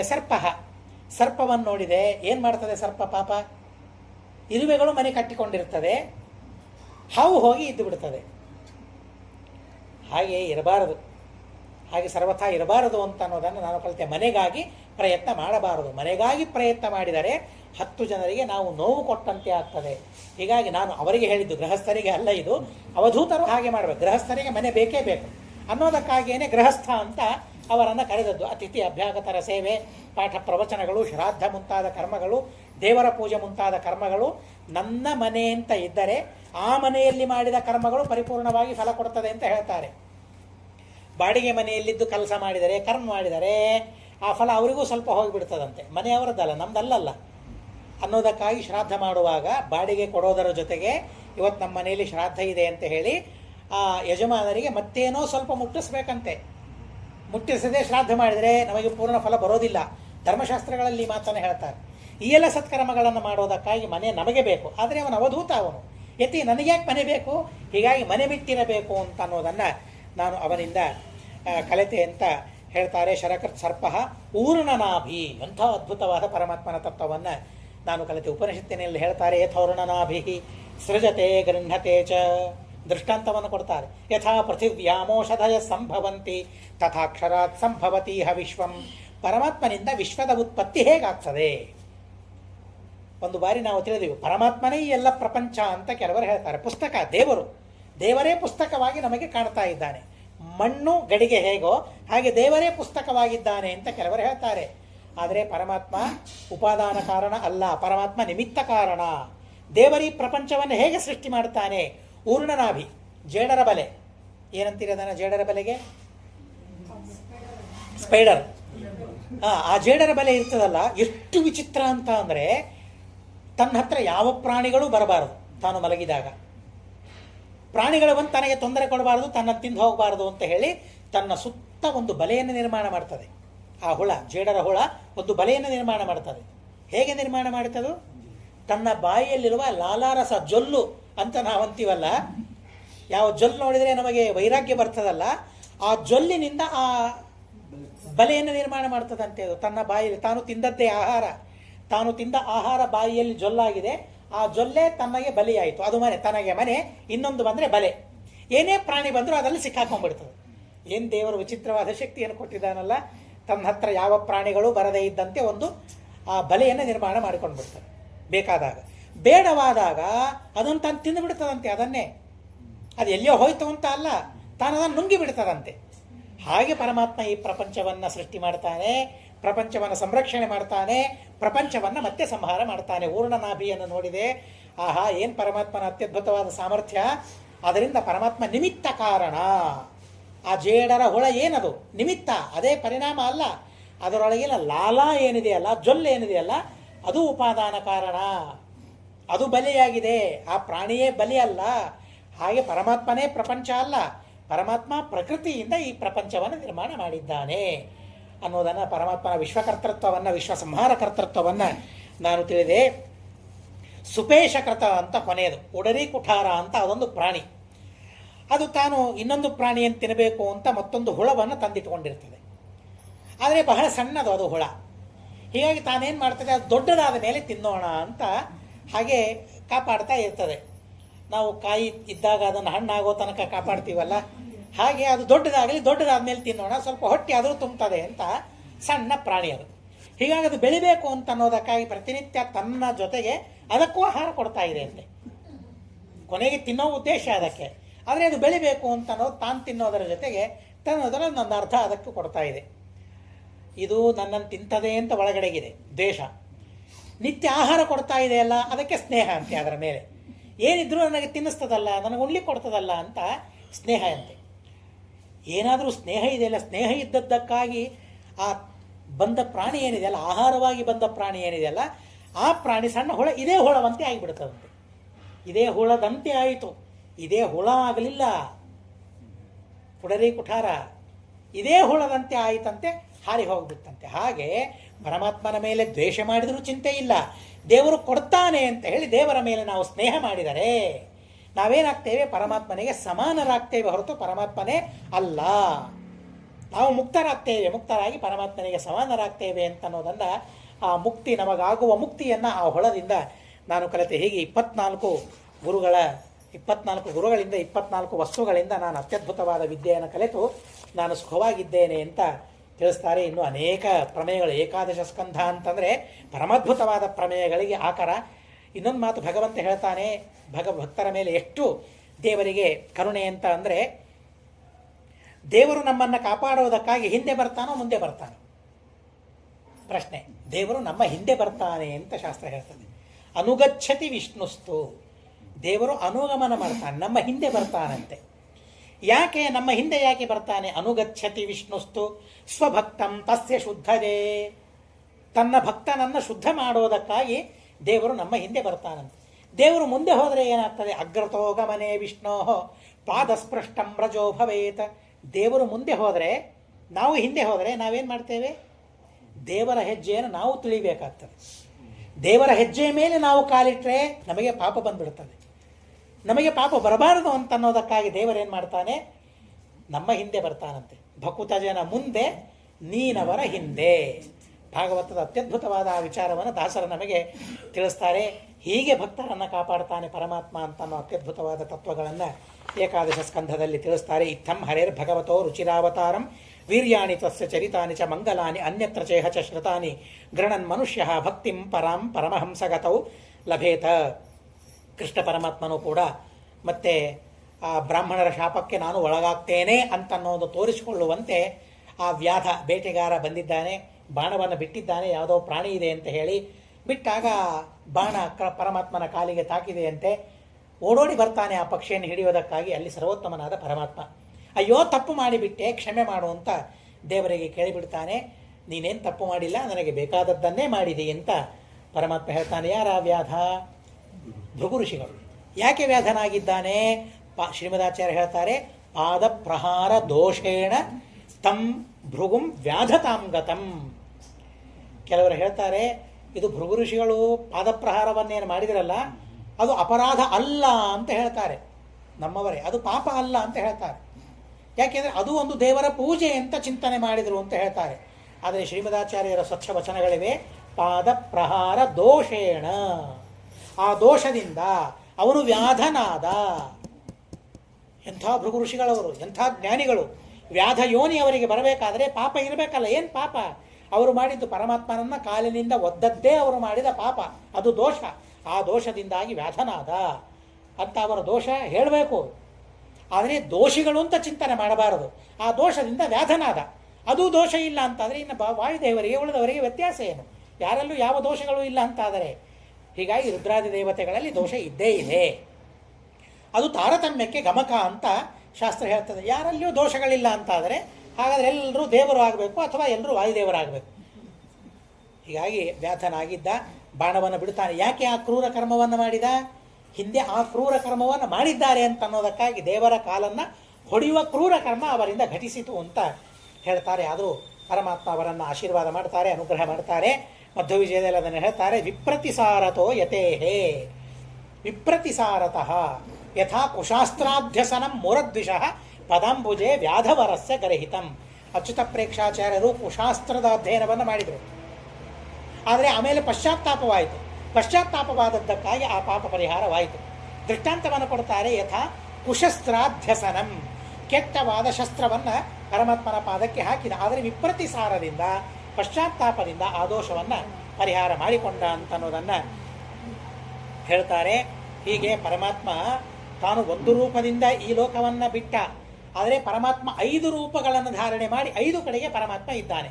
ಕೃಷ್ಣ ಪರಮಾತ್ಮ 5 ಕಡೆಗೆ 5 ರೂಪವನ್ನು ಧಾರಣೆ ಮಾಡಿಕೊಂಡಿದ್ದಾನೆ ಅಂತ ಹೇಳ್ತಾರೆ ಶ್ರೀಮದಾಚಾರ್ಯರು. ಯಾರು ಗೋಪಾಲ ಮಂತ್ರವನ್ನು ಭಜನೆ ಮಾಡ್ತಾರೆ, ಕೃಷ್ಣ ಮಂತ್ರವನ್ನು ಜಪ ಮಾಡ್ತಾರೆ, ಅವರಿಗೆ ಫಲ ಕೊಡೋದಕ್ಕಾಗಿ ಪರಮಾತ್ಮ ಒಂದು ರೂಪದಿಂದ ಭೂಲೋಕದಲ್ಲಿಯೇ ಇದ್ದಾನಂತೆ. ಎಲ್ಲಿಗೂ ಹೋಗಿಲ್ಲ ಪರಮಾತ್ಮ, ಒಂದು ರೂಪದಿಂದ ಭೂಲೋಕದಲ್ಲಿದ್ದಾನೆ. ಹಾಗಾದರೆ ನೋಡಬಹುದಾ? ಶ್ರೀಮದಾಚಾರ್ಯ ಹೇಳ್ತಾರೆ, ಅದೃಶ್ಯ, ಕಾಣೋದಿಲ್ಲ, ದೇವರಿದ್ದಾನೆ. ಕೃಷ್ಣ ಮಂತ್ರ ಜಪ ಮಾಡಿದರೆ ಫಲ ಕೊಟ್ಟಿದ್ದಾನೆ, ಫಲ ನಿಮಗೆ ಸಿಕ್ಕಿದೆ ಅಂತಂದರೆ ದೇವರಿದ್ದಾನೆ. ಕಣ್ಣಿಗೆ ಕಾಣ್ತಾ ಇಲ್ಲ, ಒಂದು ರೂಪದಿಂದ ಇಲ್ಲಿದ್ದಾನೆ. ತಸ್ಥೋ ದ್ವಿತೀಯೇನ ಚ ಸೂರ್ಯಮಂಡಲೆ, 2ನೇ ರೂಪದಿಂದ ಸೂರ್ಯಮಂಡಲದಲ್ಲಿದ್ದಾನಂತೆ. ಹೀಗಾಗಿ ಸೂರ್ಯನ ಆರಾಧನೆಯನ್ನು ನಾವು ಮಾಡಬೇಕು. ತೃತೀಯ ಮಾಸೀತ ಶಿವ ಪೂಜಿತಂ ವಪುಹು, ರುದ್ರದೇವರ ಹತ್ತಿರ, ಪಾರ್ವತಿ ರುದ್ರದೇವರಿಂದ ಪೂಜಿತವಾಗಿ ಪರಮಾತ್ಮ ಅವರ ಹತ್ತಿರ ಕೃಷ್ಣ ರೂಪದಿಂದ ಇದ್ದಾನೆ. 3ನೇ ರೂಪದಿಂದ ಅಲ್ಲಿದ್ದಾನೆ. ಸಂಪೂಜಿತಂ ಬ್ರಹ್ಮಲೋಕೆ ಚತುರ್ಥಂ, ಬ್ರಹ್ಮದೇವರ ಲೋಕದಲ್ಲಿ 4ನೇ ರೂಪದಿಂದ ಆ ಬ್ರಹ್ಮದೇವರ ಲೋಕದಲ್ಲಿದ್ದಾನಂತೆ. ಚತುರ್ಥಂ ಕಂಜೋದ್ಭವೇನಾಥ ಪರಂ ಸ್ವಧಾಮ ಸಮಾಪ್ನುವಾನಂಬ ಪುರಸ್ಯ ಪಂಚಮಂ, 5ನೇ ರೂಪವನ್ನು ಪರಮಾತ್ಮ ಸ್ವೀಕಾರ ಮಾಡಿ ಸ್ವಧಾಮ ಪ್ರವೇಶವನ್ನು, ತನ್ನ ಮನೆಯನ್ನು, ವೈಕುಂಠವನ್ನು ಪರಮಾತ್ಮ ಸ್ವಧಾಮ ಪ್ರವೇಶವನ್ನು ಮಾಡಿದ ಅಂತ ಹೇಳ್ತಾರೆ. ಹೀಗೆ 5 ರೂಪಗಳನ್ನು ಸ್ವೀಕಾರ ಮಾಡಿ ಪರಮಾತ್ಮ ಇದ್ದಾನೆ. ಅಜಾಯಮಾನಃ ಬಹುಧಾ ವಿಚಾರತೆ, ಪರಮಾತ್ಮನಿಗೆ ಜನ್ಮ ಇಲ್ಲ, ಅನೇಕ ರೂಪಗಳನ್ನು ಭಗವಂತ ಧಾರಣೆ ಮಾಡ್ತಾನೆ ಅಂತನ್ನೋ ಅತ್ಯದ್ಭುತವಾದ ವಿಚಾರವನ್ನು ನಮಗೆ ಏಕಾದಶ ಸ್ಕಂಧದಲ್ಲಿ ತಿಳಿಸ್ತಾರೆ. ಇನ್ನು ದ್ವಾದಶ ಸ್ಕಂಧದಲ್ಲಿ ಕಲಿಯುಗದ ಮಹಿಮೆ ಏನೇನಾಗ್ತದೆ, ಕಲಿಯುಗದಲ್ಲಿ ಏನೇನು ನೋಡಬೇಕಾಗ್ತದೆ, ಕಲಿಯುಗದಲ್ಲಿ ಬಹಳ ವಿಚಿತ್ರವಾದ ವರ್ತನೆಗಳನ್ನು ಅಲ್ಲಿ ಹೇಳ್ತಾರೆ. ಆದರೂ ಕಲಿಯುಗದಲ್ಲಿ ಕೃತಯುಗದಂತೆ ನಮಗೆ ಮಾಡಲಿಕ್ಕಾಗೋದಿಲ್ಲ. ಆದ್ದರಿಂದಾಗಿ ತತಶ್ಚ ಅನುದಿನಂ ಧರ್ಮ ಸತ್ಯಂ ಶೌಚಂ ಕ್ಷಮಾ ದಯಾ ಇವೆಲ್ಲ ಕ್ರಮವಾಗಿ ಕಡಿಮೆಯಾಗ್ತಾ ಹೋಗ್ತದೆ. ವಿತ್ತಮೇವ ಕಲವು ನೃಣಾಂ ಜನ್ಮಾಚಾರ ಗುಣಾದಯ, ಅವನ ಹತ್ರ ಒಳ್ಳೆ ಜನ್ಮ, ಹಣ ಇದ್ದರೆ ಸಾಕು, ಒಳ್ಳೆ ಜನ್ಮ. ಅವರಲ್ಲೆಲ್ಲ ಗುಣಗಳಿವೆ. ಯಾರಲ್ಲಿ? ಹಣ ಇದ್ದವರಲ್ಲಿ ಎಲ್ಲ ಗುಣಗಳಿವೆ. ಹಣವಂತರನ್ನು ಮಾತ್ರ ಹಾಗೆ ನೋಡ್ತಾರೆ. ಧರ್ಮ ನ್ಯಾಯ ವ್ಯವಸ್ಥಾಯಂ ಕಾರಣಂ ಫಲಮೇವಹಿ, ಧರ್ಮ ವ್ಯವಸ್ಥೆ ಆಗಬೇಕು, ನ್ಯಾಯ ವ್ಯವಸ್ಥೆ ಆಗಬೇಕು. ಏನಿರಬೇಕು ಅದಕ್ಕೆ? ಹಣ ಇದ್ದರೆ ಸಾಕು. ಹಣವಂತರು ಧರ್ಮವಂತರು, ದರಿದ್ರರು ಅಧಾರ್ಮಿಕರು. ಹಣವಂತರು ನ್ಯಾಯ ನಿಷ್ಠುರರು, ಹಣ ಇಲ್ಲದೆ ಇದ್ದವರು ಅನ್ಯಾಯಕೋರರು ಅಂತ ಜನ ತಿಳ್ಕೊಂಡ್ಬಿಡ್ತಾರೆ. ಹಣಕ್ಕೆ ಅಷ್ಟು ಬೆಲೆ ಆಗಿಬಿಡ್ತದೆ. ದುರ್ಯೇವಾರ್ಯಟನಂ ತೀರ್ಥಂ ಲಾವಣ್ಯೇ ಕೇಶಧಾರಣಂ ಇತ್ಯಾದಿ ಹೇಳ್ತಾರೆ. ಆದರೆ ಕಲಿಯುಗದ ಗುಣ ಮಾತ್ರ ಒಂದಿದೆ ಅಂತ ಅನ್ನೋದನ್ನು ಬಹಳ ಅದ್ಭುತವಾಗಿ ವರ್ಣನೆ ಮಾಡ್ತಾರೆ. ಕೃತಯುಗದಲ್ಲಿ ಪರಮಾತ್ಮನ ಧ್ಯಾನ ಮಾಡಬೇಕು, ಧ್ಯಾನ ಮಾಡಿದರೆ ಉದ್ಧಾರ, ಅದೇ ನಿಜವಾದ ಧರ್ಮ. ತ್ರೇತಾಯುಗದಲ್ಲಿ ಯಜ್ಞಯಾಗಾದಿಗಳನ್ನು ಮಾಡಬೇಕು, ದ್ವಾಪರ ಯುಗದಲ್ಲಿ ಪರಮಾತ್ಮನ ಅರ್ಚನೆಯನ್ನು ಮಾಡಬೇಕು. ಕಲಿಯುಗದಲ್ಲಿ ಕಲವು ತನ್ನಾಮಕೀರ್ತನ ಅಂತ ಹೇಳ್ತಾರೆ. ಅಂದರೆ ಉಳಿದದ್ದು ಮಾಡಬಾರದು ಅಂತ ಅರ್ಥ ಅಲ್ಲ. ಪೂಜೆ ದ್ವಾಪರದಲ್ಲಿ ಹೇಳಿದ್ದಾರಲ್ಲ, ಹಾಗಾದರೆ ಬಹಳ ಚೆನ್ನಾಗಾಯಿತು. ಕಲಿಯುಗದಲ್ಲಿ ಪೂಜೆ ಬೇಡ ಅಂತ ಅಲ್ಲ, ಅವೆಲ್ಲವುಗಳನ್ನು ಸಾಧ್ಯವಾದಷ್ಟು ಮಾಡಬೇಕು. ಅತಿ ಹೆಚ್ಚಾಗಿ ಪರಮಾತ್ಮನ ಕೀರ್ತನೆಯನ್ನು ಮಾಡಬೇಕಂತೆ. ಅದಕ್ಕಾಗಿಯೇ ಸ್ವಲ್ಪ ಕರ್ಮ ಮಾಡಿದರೂ ಬಹಳ ಫಲ ಅಂತೆ ಕಲಿಯುಗದಲ್ಲಿ. ಹೀಗಾಗಿ ದೇವತೆಗಳೂ ಕೂಡ ಕಲಿಯುಗದಲ್ಲಿ ಅವತಾರ ತಾಳಬೇಕು ಅಂತ ಅಪೇಕ್ಷೆ ಪಡ್ತಾರೆ ಅಂತ ಶಾಸ್ತ್ರದಲ್ಲಿ ಹೇಳಿದ್ದಾರೆ. ಕಲಿಯುಗಕ್ಕೆ ದೋಷಗಳೂ ಇವೆ, ಕಲಿಯುಗದಲ್ಲಿ ಮತ್ತು ಗುಣಗಳೂ ಇವೆ. ಇಷ್ಟೆಲ್ಲ ಕಥೆಗಳನ್ನು ಹೇಳ್ತಾರೆ. ಏವಂ ಸಮೀಕ್ಷನ್ನಾತ್ಮಾನಂ ಆತ್ಮನ್ಯಾಧಾರೆ ನಿಷ್ಕಲೆ, ಪರೀಕ್ಷನ್ ಮಹಾರಾಜರಿಗೆ ಇಷ್ಟೆಲ್ಲ ತತ್ವಗಳನ್ನು ಉಪದೇಶ ಮಾಡಿ, ಆಯ್ತಪ್ಪ ನಾನು ನಿನ್ನ ಹೊರಡ್ತೇನೆ ಅಂತಂದಾಗಾಯಿತು. ವಾಚಂ ಯಚ್ಛಾಮ್ಯಧೋಕ್ಷಜೆ, ಇನ್ನು ಮೇಲೆ ನಾನು ಮೌನವಾಗಿರ್ತೇನೆ, ಯಾರ ಜೊತೆಯೂ ಮಾತಾಡೋದಿಲ್ಲ, ಮರಣ ಬರುವ ತನಕ ಮಾತಾಡೋದಿಲ್ಲ. ಪರೀಕ್ಷನ್ ಮಹಾರಾಜ ಮೌನವ್ರತವನ್ನು ಪ್ರಾರಂಭ ಮಾಡ್ತೇನೆ ಅಂತ ಶುಕಾಚಾರ್ಯರ ಕಡೆಯಿಂದ ಅನುಮತಿಯನ್ನು ಪಡಿತಾನೆ. ಶುಕಾಚಾರ್ಯ ಹೇಳ್ತಾರೆ, ದಶಂತಂ ತಕ್ಷಕೆ ಪಾದೇ ಲೇಲಿಹಾನಂ ವಿಷಾನಲೈ ನ ದ್ರಕ್ಷಸಿ ಶರೀರಂಚ ವಿಶ್ವಂಚ ಪೃಥಗಾತ್ಮನಃ ಏತತ್ತೇ ಕಥಿತಂ ತಾತ ಯಥಾತ್ವಂ ಪೃಷ್ಟವಾನ್ ನೃಪ ಹರೇರ್ ವಿಶ್ವಾತ್ಮನಶ್ಚೇಷ್ಟಾಂ ಕಿಂಭೂಯ ಶ್ರೋತುಮಿಚ್ಛಸಿ. ಇದನ್ನೆಲ್ಲ ಕೇಳಿದ ಮೇಲೆ ಬಹಳ ಸಂತೋಷದಿಂದ ಸಿದ್ಧನಾದೆ, ನಾನು ಅನುಗೃಹೀತನಾದೆ, ಮುಕ್ತಿ ಸಿಕ್ಕೋಗ್ಬಿಟ್ಟು. ಶ್ರಾವಿತೋ ಯಚ್ಚಮೇ ಸಾಕ್ಷಾತ್ ಅನಾದಿ ನಿಧನೋ ಹರಿಹಿ, ಜನನ ಮರಣಗಳಿಲ್ಲದ ಆ ಪರಮಾತ್ಮನ ಅತ್ಯದ್ಭುತವಾದ ಲೀಲೆಯನ್ನು ನೀವು ನಮಗೆ ಶ್ರವಣ ಮಾಡಿಸಿದ್ದೀರಿ. ನಾತ್ಯದ್ಭುತಮಿದಮ್ಮನ್ನೇ ಮಹತಾಂ ಅಚ್ಯುತಾತ್ಮನಾಂ ದೀನೇಶು ತಾಪತಪ್ತೇಶು ಭೂತೇಶು ಯದನುಗ್ರಹ. 7 ದಿವಸ ನಿಮಗೆ ಇಲ್ಲಿ ಏನು ವ್ಯವಸ್ಥೆ ಇದೆ? ಊಟ ಮಾಡಲಿಕ್ಕೆ ಇದೆಯಾ? ತಿನ್ನಲಿಕ್ಕೆ ಉಣ್ಲಿಕ್ಕೆ ಇದೆಯಾ? ವಿಶ್ರಾಂತಿಗಾಗಿ ಒಳ್ಳೆಯ ವ್ಯವಸ್ಥೆಯನ್ನು ನಾನು ಮಾಡಿದ್ದೀನ? ಏನೇನೇನೇನು ಇಲ್ಲ. ಶುಕಾಚಾರ್ಯ ನಿದ್ರೆ ಮಾಡಿಲ್ಲ 7 ದಿವಸ. ಹೀಗಿದ್ದಾರೆ ನೋಡ್ರಿ.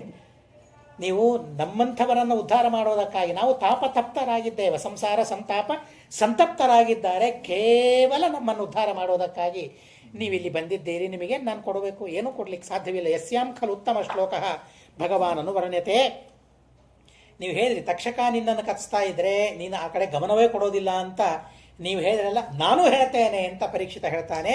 ಭಗವನ್ ತಕ್ಷಕಾದಿಭ್ಯ ಮೃತ್ಯುಭ್ಯೋ ನಭಿಭೇಮ್ಯಹಂ ಪ್ರವಿಷ್ಟೋ ಬ್ರಹ್ಮ ನಿರ್ವಾಣಮಭಯಂ ದರ್ಶಿತಂ ತ್ವಯ. ನನಗೇನು ತೋರಿಸಿದ್ದೀರಿ ನೀವು? ಅಭಯವನ್ನು ತೋರಿಸಿದ್ದೀರಿ ನೀವು ನಮಗೆ, ಶುಕಾಚಾರ್ಯ ಹೇಳ್ತಾರೆ.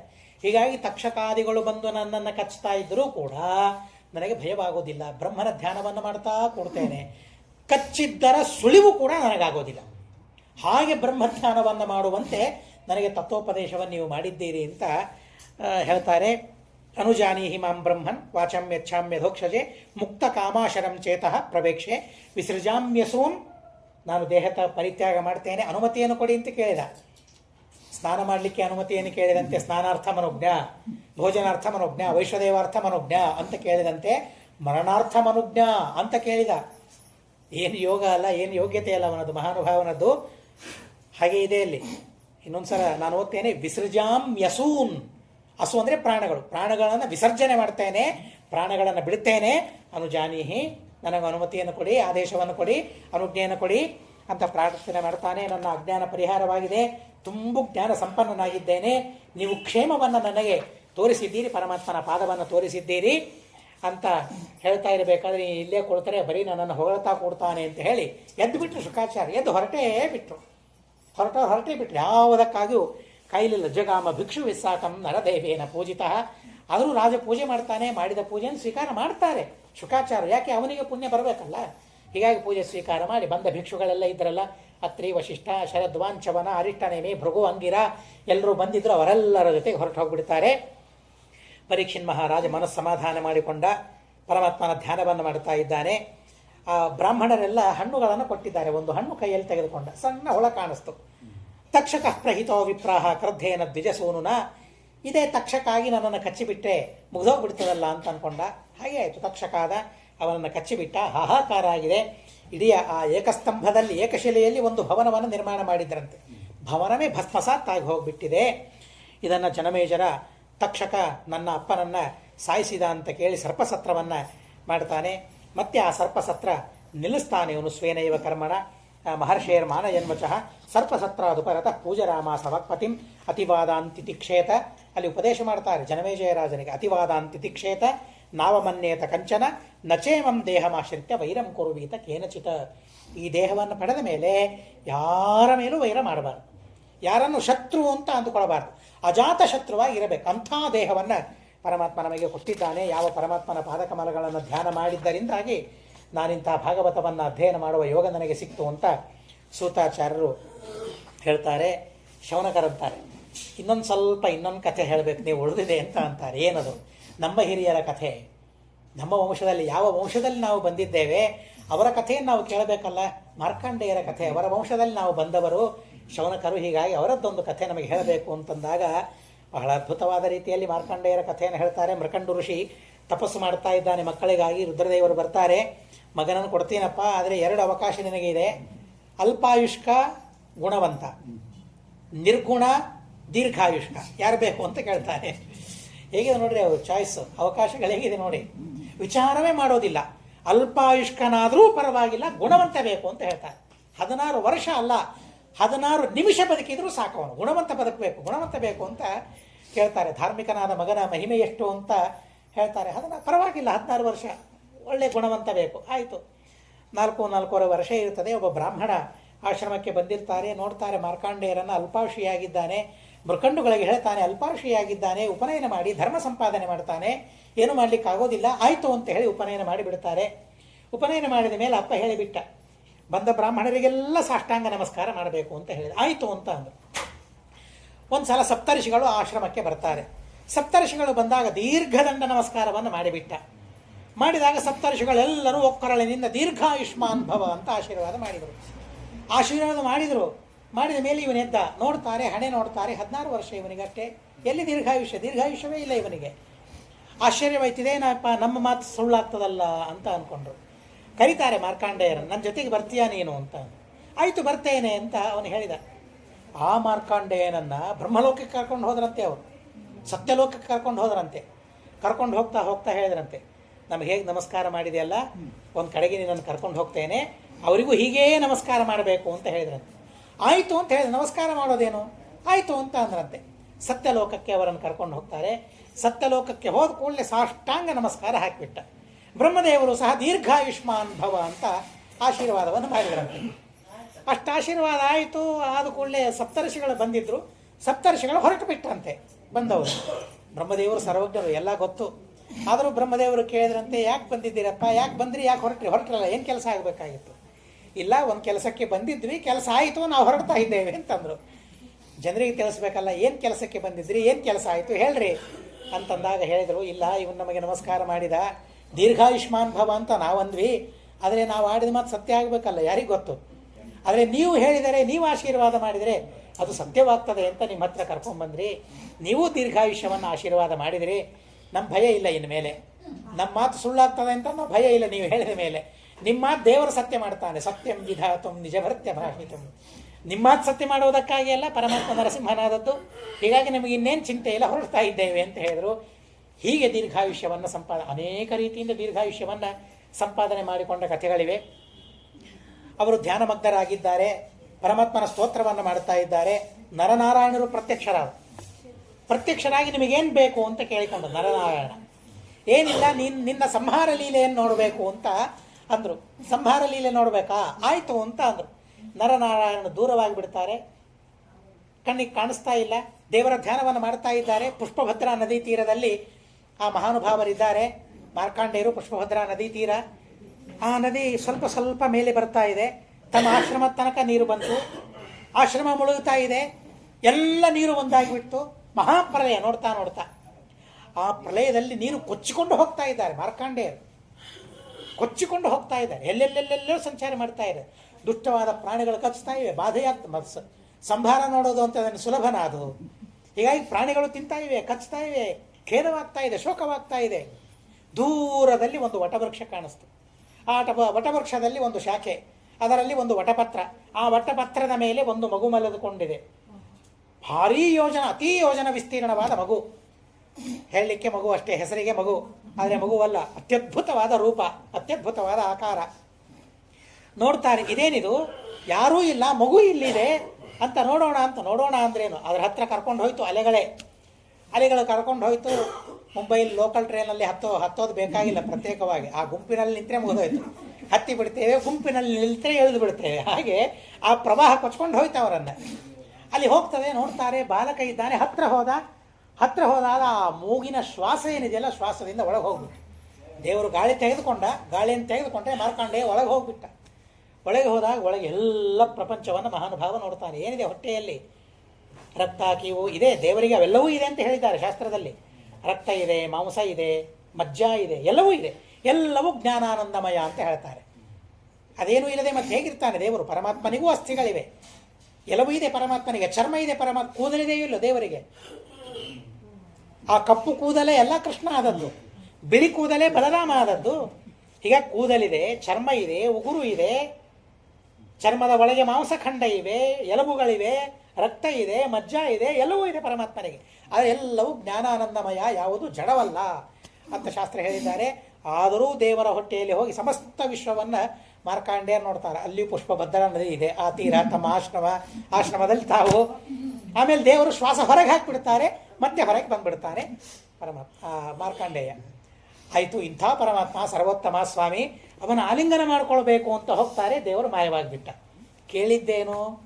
ಪ್ರಳಯ ನೋಡಬೇಕು, ಸಂಹಾರ ಲೀಲೆಯನ್ನು ನೋಡಬೇಕು. ನಿನ್ನ ಆಲಿಂಗನ ಮಾಡ್ಕೊಳ್ಬೇಕು ಅಂತ ಕೇಳಿದ್ನ, ವರ ಕೇಳ್ಕೊಂಡಿಲ್ಲ, ಕೊಡಲಿಲ್ಲ ದೇವರು. ಎಷ್ಟು ಕೇಳ್ತಾರೆ ಅಷ್ಟೇ ಕೊಡ್ತಾನೆ ಪರಮಾತ್ಮ. ಅಷ್ಟಾದ ಹೊರಗೆ ಬಂದ. ಮತ್ತೆ ಹೊರಗೆ ಏನು ನೀರಿಲ್ಲ, ಪ್ರಳಯ ಇಲ್ಲ, ಏನಿಲ್ಲ. ಅದೇ ಪುಷ್ಪಭದ್ರಾ, ಅದೇ ನದಿ, ಅದೇ ತೀರ, ಅಲ್ಲೇ ಕುಳಿತುಕೊಂಡಿದ್ದಾರೆ. ಹೇಗೆ ಇದು ಪ್ರಳಯ ಆಯಿತು? ಉಳಿದ ಜನ ಹೇಗಿದ್ದರು ಆ ಪ್ರಳಯದಲ್ಲಿ ಅಂತ ಅಂದರೆ ಎಲ್ಲರೂ ಇದ್ದಾರೆ. ಆದರೆ ಮಾರ್ಕಾಂಡೇಯನಿಗೆ ಮಾತ್ರ ಸ್ಪೆಷಲ್ಲಾಗಿ ಪ್ರತ್ಯೇಕವಾಗಿ ತೋರಿಸಿದ್ದಾನೆ ಪ್ರಳಯ. ಯಾರಿಗೂ ಪ್ರಳಯ ಅನ್ನಿಸ್ತಾ ಇಲ್ಲ. ಇದು ಸ್ವಪ್ನವೂ ಅಲ್ಲ ಅವರಿಗೆ, ಅಥವಾ ಭ್ರಮವೂ ಅಲ್ಲ. ಕೆಲವರು ಹಾಗೆ ಹೇಳಿಬಿಡ್ತಾರೆ, ಇದು ಮಾರ್ಕಾಂಡೇಯರಿಗೆ ಸ್ವಪ್ನ ಅಂತ ಹೇಳಿಬಿಡ್ತಾರೆ. ಅಲ್ಲ, ಅಸಮರ್ಥ ಸ್ವಪ್ನದಲ್ಲಿ ತೋರಿಸ್ಬೇಕು ಪ್ರಳಯವನ್ನು. ಸಮರ್ಥ ಪರಮಾತ್ಮ ಮಾರ್ಕಾಂಡೇಯನ ಒಬ್ಬನಿಗಾಗಿಯೇನೇ ಪ್ರಳಯವನ್ನು ಸೃಷ್ಟಿ ಮಾಡಿದ್ದಾನೆ, ಪ್ರಳಯವನ್ನು ತೋರಿಸಿದ್ದಾನೆ.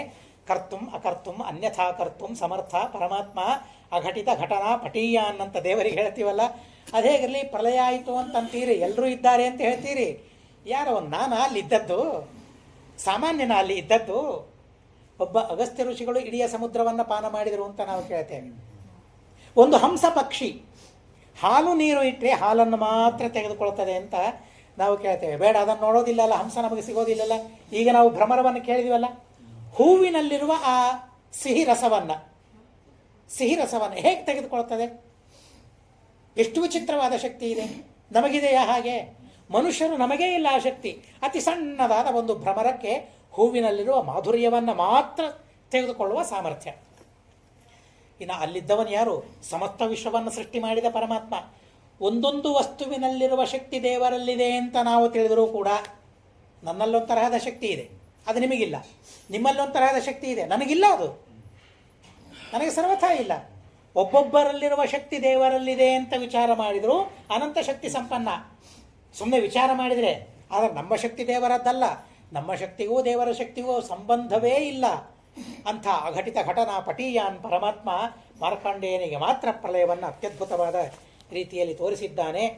ಇಷ್ಟೆಲ್ಲ ಕಥೆಯನ್ನು ಹೇಳಿದ ಮೇಲೆ ಮತ್ತೆ ಶೌನಕಾದಿಗಳೆಲ್ಲ ಹೇಳ್ತಾರೆ, ದೇವರ ನಾಮಸ್ಮರಣ. ಆ ದೇವರ ನಾಮಸ್ಮರಣದಿಂದ ಏನಾಗ್ತದೆ? ಏತದ್ವ ಕಥಿತಂ ವಿಷ್ಣೋ ಚರಿತಂ ಯತ್ತದದ್ಭುತಂ ಭವದ್ಭಿರ್ಯದಹಂ ಪೃಷ್ಟಃ ನರಾಣಾಂ ಪುರುಷೋಚಿತಂ ಅತ್ರ ಸಂಕೀರ್ತ್ಯತೆ ಸಾಕ್ಷಾತ್ ಸರ್ವಪಾಪಹರೋ ಹರಿಹಿ ನಾರಾಯಣೋ ಹೃಷಿಕೇಶ ಭಗವಾನ್ ಸತ್ವತಾಂಪತಿ. ಯಾರ ಬಗ್ಗೆ ಭಾಗವತದಲ್ಲಿ ಹೇಳಿದ್ದೇವೆ? ನಾರಾಯಣ ಅಂತ ಅಂತಾರೆ. ನಾರಾಯಣ ಅಂದರೆ ಮತ್ತೆ ಯಾರು ಅರ್ಥ ಮಾಡ್ಕೊಳ್ಬೇಡ್ರಿ. ಹರಿ, ಹೃಷಿಕೇಶ, ಸತ್ವತಾಂಪತಿ, ಆ ಪರಮಾತ್ಮನ ಬಗ್ಗೆ ನಾನು ಈ ಭಾಗವತದಲ್ಲಿ ಹೇಳಿದ್ದೇನೆ ಅಂತ ಮಹಾನುಭಾವರು ಸೂತಾಚಾರ್ಯ ಹೇಳ್ತಾರೆ. ಕೊನೆಗೆ ಹೇಳ್ತಾರೆ, ಪರಮಾತ್ಮನ ಸ್ಮರಣೆಯನ್ನು ಮಾಡಬೇಕು. ಏನಾಗ್ತದೆ ದೇವರ ಸ್ಮರಣೆಯನ್ನು ಮಾಡಿದರೆ? ಪತಿತಃ ಸ್ಖಲಿತಃ ಆರ್ತಃ ಕ್ಷುತ್ವಾವ ವಿವಶಃ ಬ್ರುವನ್ ಹರರೇ ನಮ ಇತ್ಯುಚ್ಚೈಹಿ ಮುಚ್ಚತೆ ಸರ್ವಪಾತಕಾತ್. ಕೆಳಗೆ ಬಿದ್ದಿದ್ದೇನೆ, ಏನೋ ನಡೀತಾ ಇದೆ, ಕೆಳಗೆ ಬಿದ್ದೆ. ಯಾಕೆ ಬಿದ್ದೆ ನಾನು ಕೆಳಗೆ? ಯಾಕೆ ಬಿದ್ದೆ? ಏನೋ ಕಲ್ಲು ತಾಕಿತು, ಕೆಳಗೆ ಬಿದ್ದೆ. ನೀರಿದ್ದು ನೋಡ್ಕೊಳ್ಳಿಲ್ಲ, ಜಾರಿ ಕೆಳಗೆ ಬಿದ್ದೆ. ನೀರಿದ್ದು ಬಿದ್ದೆ ಅಲ್ಲ, ಅದೇ ನೀರಿನ ಮೇಲೆ ಇನ್ನೊಬ್ಬ ನಡೆದ, ಬಿದ್ದ ಅವನು. ಹಾಗಾದರೆ ನೀರಿದೆ ಬಿದ್ದಿದ್ದೇನೆ ಅಲ್ಲ, ಕಲ್ಲಿದೆ ಬಿದ್ದಿದ್ದೇನೆ ಅಲ್ಲ, ಅದೇ ಕಲ್ಲು ಇದೆ, ಇನ್ನೊಬ್ಬರು ನೋಡಿತಾ ಹೋಗಿದ್ದಾರೆ, ಬಿದ್ದಿಲ್ಲ, ನಾನು ಮಾತ್ರ ಬಿದ್ದೆ. ಯಾಕೆ? ಆ ಕಲ್ಲಿನ ಜೊತೆಗೆ ನನ್ನ ಪಾಪವೂ ಇದೆ, ಅದಕ್ಕಾಗಿ ನಾನು ಬಿದ್ದಿದ್ದೇನೆ. ಇನ್ನೊಬ್ಬ ಅದೇ ನೀರಿನ ಮೇಲೆ, ಅದೇ ಎಣ್ಣೆಯ ಮೇಲೆ ನಡೆದಿದ್ದಾನೆ, ಆದರೆ ಬಿದ್ದಿಲ್ಲ. ಯಾಕೆ? ಪಾಪ ಇಲ್ಲ ಅವನದು, ಹೀಗಾಗಿ ಬಿದ್ದಿಲ್ಲ. ನನ್ನ ಪಾಪ ಇದೆ, ಬರೀ ನಿಮಿತ್ತ ಮಾತ್ರ ಅಲ್ಲ, ನೀರು ನಿಮಿತ್ತ ಅಲ್ಲ, ಎಣ್ಣೆ ನಿಮಿತ್ತ ಅಲ್ಲ, ಕಲ್ಲು ನಿಮಿತ್ತ ಬರೀ ಅದು, ಆದರೆ ನನ್ನ ಪಾಪ ಇದೆ ಅನ್ನೋದಕ್ಕಾಗಿ ನಾನು ಬಿದ್ದಿದ್ದೇನೆ. ಹೀಗಾಗಿ ನಾನು ಬಿದ್ದರೆ, ಓ ನನ್ನ ಪಾಪ ಇದೆ, ಬಿದ್ದಿದ್ದೇನೆ, ನನ್ನ ಪಾಪದ ನೆನಪಾಗಬೇಕಂತೆ ನನಗೆ. ಪತಿತಃ ಸ್ಖಲಿತಃ, ಜಾರಿದರೆ ಎಲ್ಲಿಯಾದರೂ, ಎಡವಿದರೆ ಎಲ್ಲಿಯಾದರೂ, ಆರ್ತಃ ದುಃಖವಾದರೆ, ಕ್ಷುತ್ವ ಸೀನು ಬರ್ತದಲ್ಲ, ಜೋರಾಗಿ ಸೀನು ಬಂದಾಗ ಏನಂತಾರೆ ಹಿರಿಯರು? ಆಯುಷ್ಮಂತನಾಗು, ಆಯುಷ್ಮಾನ್ ಭವ ಅಂತ ಅಂತಾರೆ. ಯಾಕೆ? ಅದು ಪಾಪದಿಂದಲೇನೆ ಬಂದದ್ದು, ಅದು ಸೀನು. ಆರ್ತಃ ವಿವಶಃ, ಪರವಶನಾಗಿ ಬಿಟ್ಟಿದ್ದೇನೆ. ಇವೆಲ್ಲ ಪಾಪದಿಂದ ಆಗುವ ಕಾರ್ಯಗಳು ಅಂತ ಹೇಳ್ತಾರೆ. ಅವಾಗ ಏನು ಮಾಡಬೇಕು? ಜೋರಾಗಿ ಹರಯೇ ನಮಃ ಅಂತ ಅನ್ನಬೇಕಂತೆ. ಉಚ್ಚೈಹಿ, ಎಷ್ಟು ಜೋರು ಸಾಧ್ಯ ಅಷ್ಟು ಜೋರಾಗಿ ಹರಯೇ ನಮಃ ಅಂತ ಅನ್ನಬೇಕಂತೆ. ಎಲ್ಲ ಪಾಪಗಳಿಂದ ನಿರ್ಮುಕ್ತನಾಗ್ತಾನೆ ಅಂತ ಹೇಳ್ತಾರೆ. ಹೀಗಾಗಿ ಈ ದೂರವಾಣಿ ಬಂದ ಮೇಲೆ ಎಲ್ಲರೂ ಹಲೋ ಹಲೋ ಹಲೋ ಶುರು ಮಾಡಿದರು. ಮಹಾಸ್ವಾಮಿಗಳು ಎಂದಿಗೂ ಹಲೋ ಅಂತ ಅಂದದ್ದೆಲ್ಲ, ಹರಯೇ ನಮಃ ಅಂತ ಅವರಂದರು. ಅಲ್ಲದೇನೆ ನಮಗೂ ಹೇಳಿದರು, ಹಾಗೆಲ್ಲ ಅಲ್ಲಿಗೆ ಹೋಗಬೇಡಿ, ಹರಯೇ ನಮಃ ಅಂತ ಅಂದ್ರಿ. ಅದೆಲ್ಲಿ ಸುಮ್ಮನೆ ಅವರು ಕಲ್ಪಿಸಿ ಹೇಳಿದಲ್ಲ, ಭಾಗವತದಲ್ಲಿ ಬಂದ ಮಾತದು, ಹರಯೇ ನಮಃ ಅಂತ ಅನ್ನೋದು. ನಾವು ರಾಮ ಅಂತ ಅಂತೇವೆ, ಕೃಷ್ಣ ಅಂತ ಅಂತೇವೆ, ಬೇರೆ ಬೇರೆ ಏನು ಅಂತೇವೆ, ಅನ್ನೋಣ ಬೇಡ ಅಂತಂದಿಲ್ಲ. ಆದರೆ ಭಾಗವತದಲ್ಲಿ ಬಂದ ಪದ ಅದು, ಹರಯೇ ನಮಃ ಅಂತ ಅನ್ನೋದರಿಂದ ಎಲ್ಲ ತರಹದ ಪಾಪಗಳು ನಷ್ಟವಾಗ್ತದೆ ಅಂತ ಅದ್ಭುತವಾದ ಮಂತ್ರೋಪದೇಶವನ್ನು ನನಗೆ ಮಾಡ್ತೇವೆ. ತದೇವ ಸತ್ಯಂ ತದಹೈವ ಮಂಗಲಂ ತದೇವ ಪುಣ್ಯಂ ಭಗವದ್ಗುಣೋದಯಂ ತದೇವ ರಮ್ಯಂ ರುಚಿರಂ ನವಂ ನವಂ ತದೇವ ಶಶ್ವನ್ ಮನಸೋ ಮಹೋತ್ಸವಂ ತದೇವ ಶೋಕರ್ಣವ ಶೋಷಣಂ ನೃಣಂ ಯದುತ್ತಮ ಶ್ಲೋಕ ಯಶೋನುಗೀಯತೆ. ಯಾವುದು ಸತ್ಯ, ಯಾವುದು ಮಂಗಲ, ಯಾವುದು ಪುಣ್ಯ, ಯಾವುದು ಪರಮಾತ್ಮನ ಗುಣೋದಯ, ಯಾವುದು ರಮ್ಯ, ಯಾವುದು ರುಚಿರ, ಯಾವುದು ಹೊಸತು, ಯಾವುದು ಮನಸ್ಸಿಗೆ ಮಹೋತ್ಸವ, ಯಾವುದು ಮನಸ್ಸಿಗೆ ಅತ್ಯಂತ ಪ್ರಿಯ, ಯಾವುದು ಶೋಕ ಪರಿಹಾರಕ, ಅಂದರೆ ಉತ್ತಮ ಶ್ಲೋಕ ಯಶಃ, ಪರಮಾತ್ಮನ ಕೀರ್ತಿ. ಶ್ಲೋಕ ಅಂದರೆ ಕೀರ್ತಿ. ಆ ಪರಮಾತ್ಮನ ಕೀರ್ತಿಯನ್ನು ಕೊಂಡಾಡೋದೇ ಸತ್ಯ, ಅದೇ ಪರಮ ಮಂಗಲ. ನ ಯದ್ವಜಶ್ಚಿತ್ರಪದಂ ಹರೇರ್ವಶೋ ಜಗತ್ ಪವಿತ್ರಂ ಪ್ರಗಣೀತ ಕರಹಿಚಿತ ತದ್ವಾಂಶತೀರ್ಥಂ ನತು ಹಂಸ ಸೇವಿತಂ ಯತ್ರಾಚ್ಯುತಸ್ತತ್ರ ಹಿ ಸಾಧವೋ ಮಲಾಹ.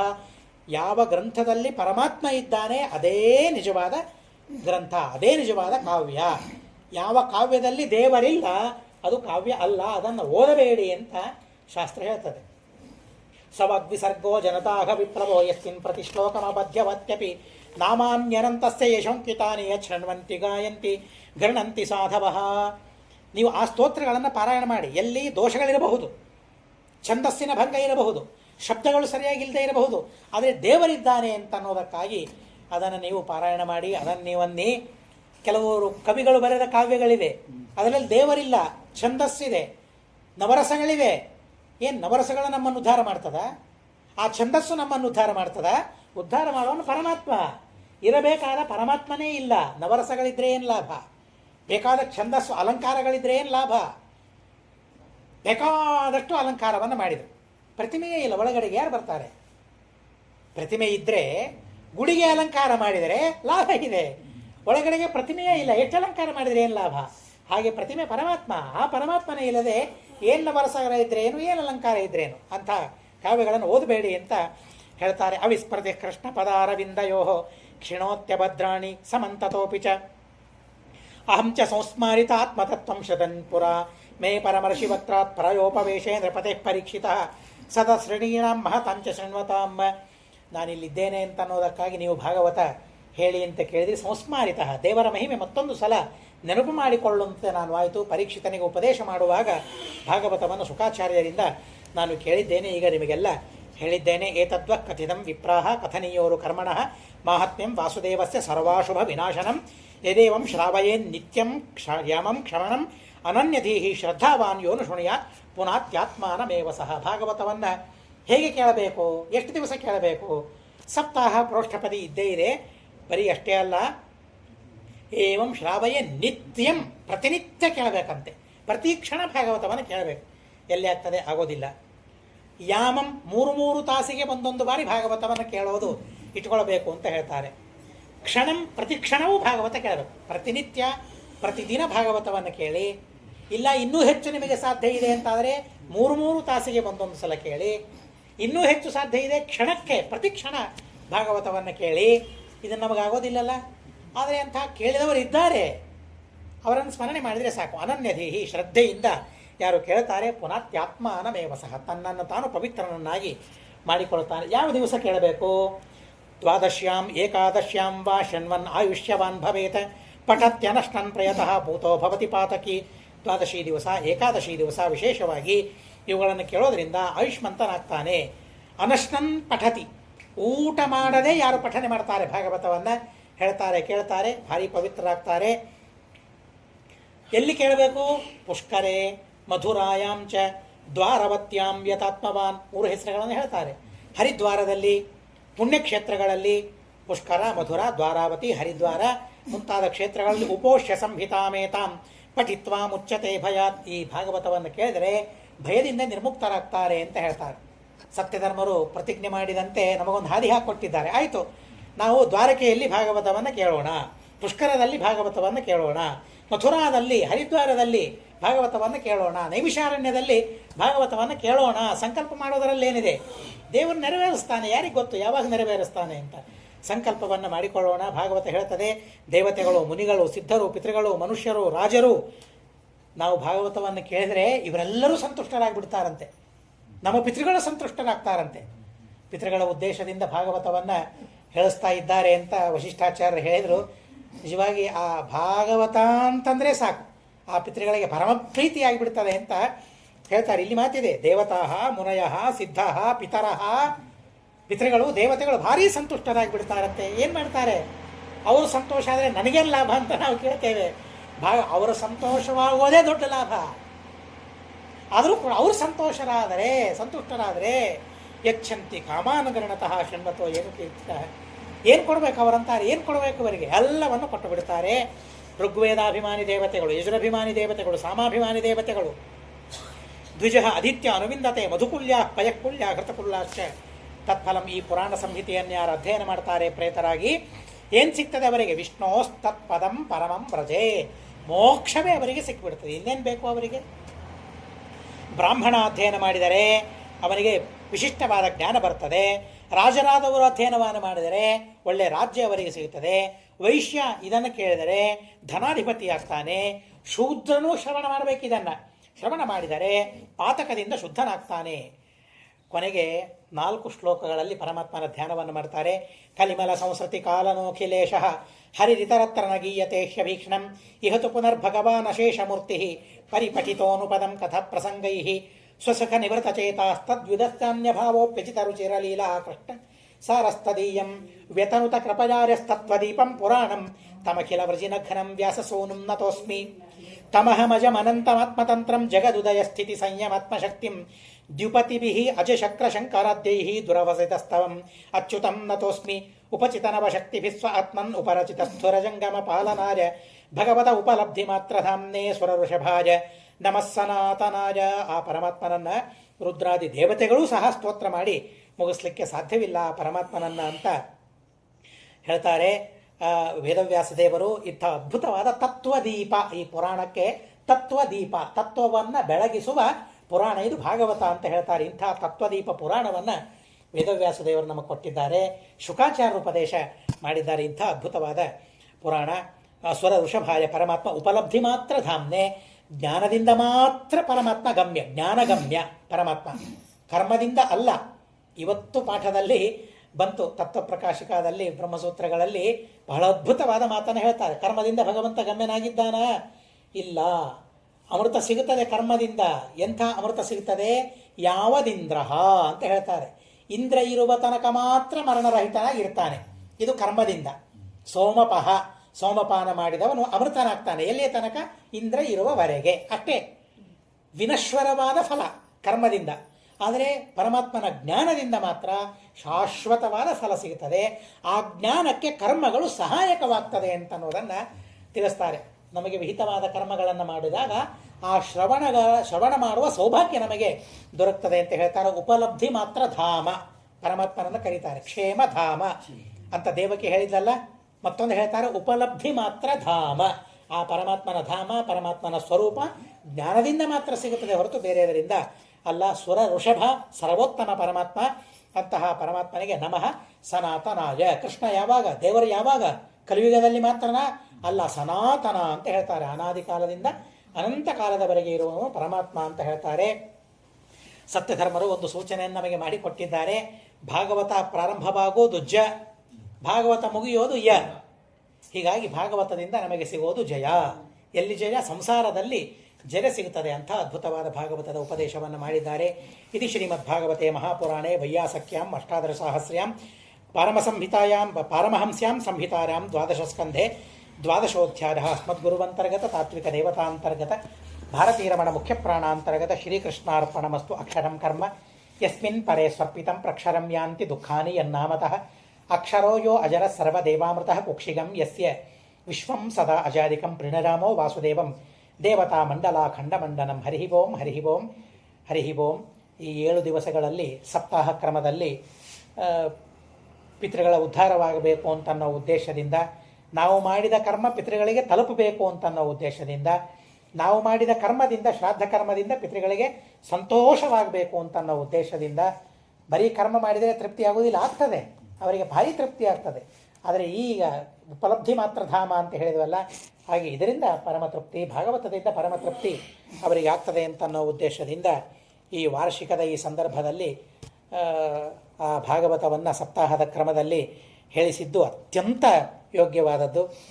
ವಸಿಷ್ಠಾಚಾರ್ಯರು ಹೇಳಿದರು, ಹೀಗೆ ಭಾಗವತ ಆಗಬೇಕು, ಈ ಕಾರಣದಿಂದ ಹೇಳಿಸ್ತಾ ಇದ್ದಾರೆ ಅಂತ ಹೇಳಿ ನನಗೆ ಪರಮ ಸಂತೋಷವಾಗಿದೆ. ಮೊದಲನೇದು ಭಾಗವತ, ಅದು ಹೇಳೋದರಲ್ಲೇ ಆ ಸಂತೋಷ ಇದೆ, ಅದಿಲ್ಲ ಅಂತ ಅಲ್ಲ. ಆದರೆ ಸಂತೋಷ ಪಡುವವರ ಮುಂದೆ ಹೇಳೋದು ಮತ್ತಿಷ್ಟು ಸಂತೋಷ. ಇದನ್ನು ಯಾಕೆ ಹೇಳಬೇಕು ಅಂತಂದರೆ, ಯಾವ ಹೆಸರು ಬೇಡ, ಸುಮ್ಮನೆ ಒಂದು ಸಲ ಒಂದು ಕಡೆಗೆ ಹೋಗಿದ್ದೆ ನಾನು. ಏನೋ ಕಾರ್ಯಕ್ರಮ ಇತ್ತು, ಷಷ್ಠಬ್ದಿ ಕಾರ್ಯಕ್ರಮ ಇತ್ತು, ಪ್ರವಚನಕ್ಕೆ ಅಂತ ಕರೆಸಿದ್ರು. ಪ್ರವಚನಕ್ಕೆ ಅಂತ ಹೋದಾಗ ಎಲ್ಲ ಅಲ್ಲಲ್ಲಿ ಆಯಾ ಕೆಲಸಗಳನ್ನು ಮಾಡ್ತಾ ಇದ್ದಾರೆ. ಬರಲಿ ಬಂದಮೇಲೆ ಹೇಳೋಣ ಅಂತ ನಾನು ಕಾಯ್ತಾ ಕೂತೆ. ಯಜಮಾನ ಬಂದ, ಆಚಾರ್ಯ ಅದೆಲ್ಲ ಹಾಗೆ ನಡೆದಿರ್ತದೆ, ನೀವು ಹೇಳಿಬಿಡಿ ಅಂತ ಅಂದ. ನಾನಂದೆ ಯಾರಿಗೆ ಹೇಳಿ ಅಂತ ಕೇಳಿದೆ. ನಾನು ನೀವು ಯಾರೂ ಬರಲಿಲ್ಲ ಅಂತಂದರೆ ನಾನು ಹಣಕ್ಕಾಗಿ ಬಂದಿಲ್ಲ, ಹೇಳೋದಕ್ಕಾಗಿ ಬಂದಿದ್ದೇನೆ. ನನಗೇನು ಎಲ್ಲರೂ ಬೇಡ, ಯಜಮಾನರು ಇಬ್ಬರು ಕೂತ್ರೆ ನಾನು ಹೇಳ್ತೇನೆ, ಇಲ್ಲಾಂದರೆ ಹೊರಟೆ ಅಂತ ಹೇಳಿಬಿಟ್ಟೆ. ನಾನು ಏನೋ ನಾನು ಹೇಳಿದೆ ಅಂತ ಅನ್ನೋದಕ್ಕಾಗಿ ಕೂತ್ರೋ ಏನೋ ಗೊತ್ತಿಲ್ಲ. ಆದರೆ ಅವತ್ತಿನ ದಿವಸ ಬಹಳ ನೋವಾಯಿತು.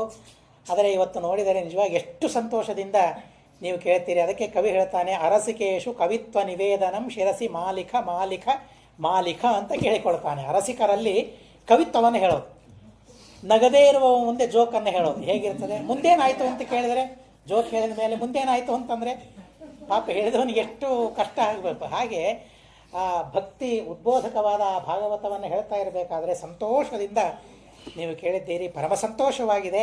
ಇದು ನನ್ನ ಸಾಧನೆ, ಇದೆಲ್ಲ ನಿಜವಾಗಿ ನನ್ನ ಜೀವನದಲ್ಲಿ ಅಚ್ಚಳಿಯದ ಸಾಧನೆಗಳಿವೆಲ್ಲವೂ ಕೂಡ. ಸಂತೋಷ ಪಡುವವರ ಮುಂದೆ, ಭಕ್ತರ ಮುಂದೆ ಆ ಕಥೆಯನ್ನು, ಭಾಗವತವನ್ನು ಹೇಳೋದು ಕೇವಲ ಗುರುಗಳ ಅನುಗ್ರಹ ಬಿಟ್ಟರೆ ಬೇರೆ ಏನೂ ಇಲ್ಲ.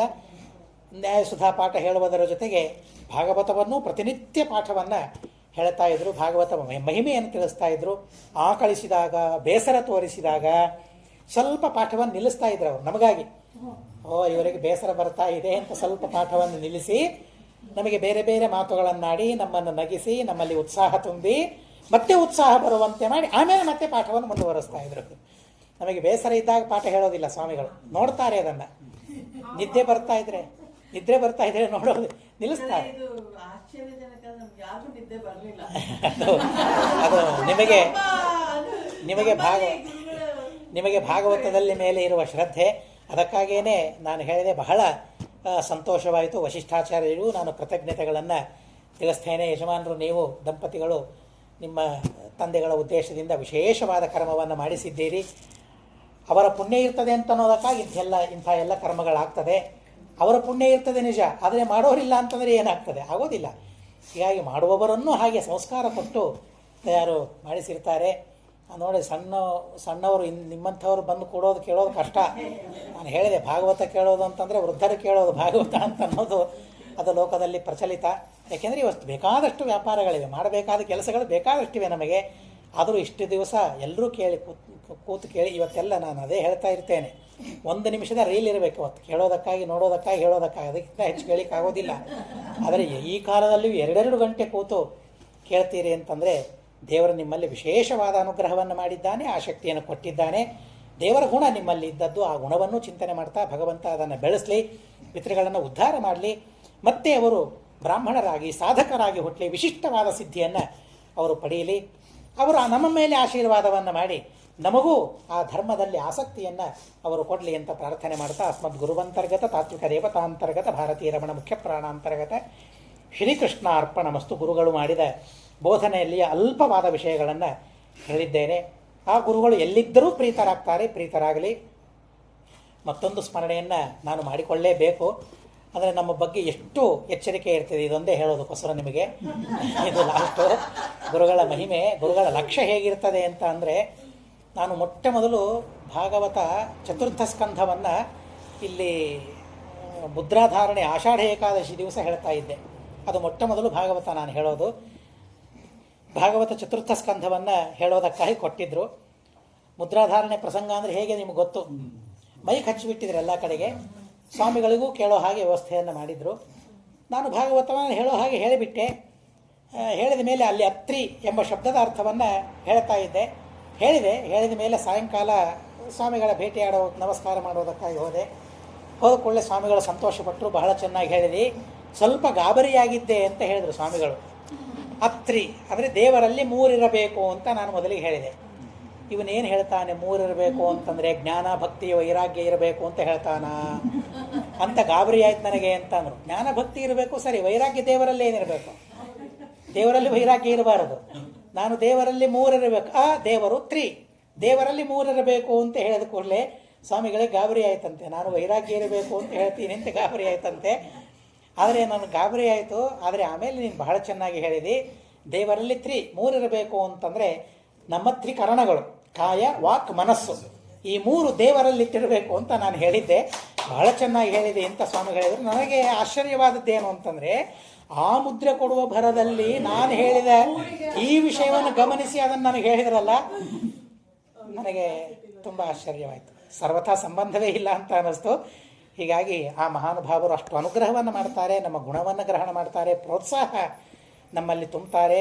ಅಂಥ ಅನುಗ್ರಹವನ್ನು ಮತ್ತೆ ನಾನು ಸ್ಮರಣೆ ಮಾಡಿಕೊಳ್ತಾ ಅಸ್ಮದ್ ಗುರುವಂತರ್ಗತ ತಾತ್ವಿಕ ದೇವತಾಂತರ್ಗತ ಭಾರತೀಯ ರಮಣ ಮುಖ್ಯ ಪ್ರಾಣಾಂತರ್ಗತ ಶ್ರೀಕೃಷ್ಣಾರ್ಪಣಮಸ್ತು. ಅನೇನ ಭಾವಿಯತ್ ಪುಣ್ಯಂ ತದಾಪ್ನೋತು ಗುರುರ್ಮಮ.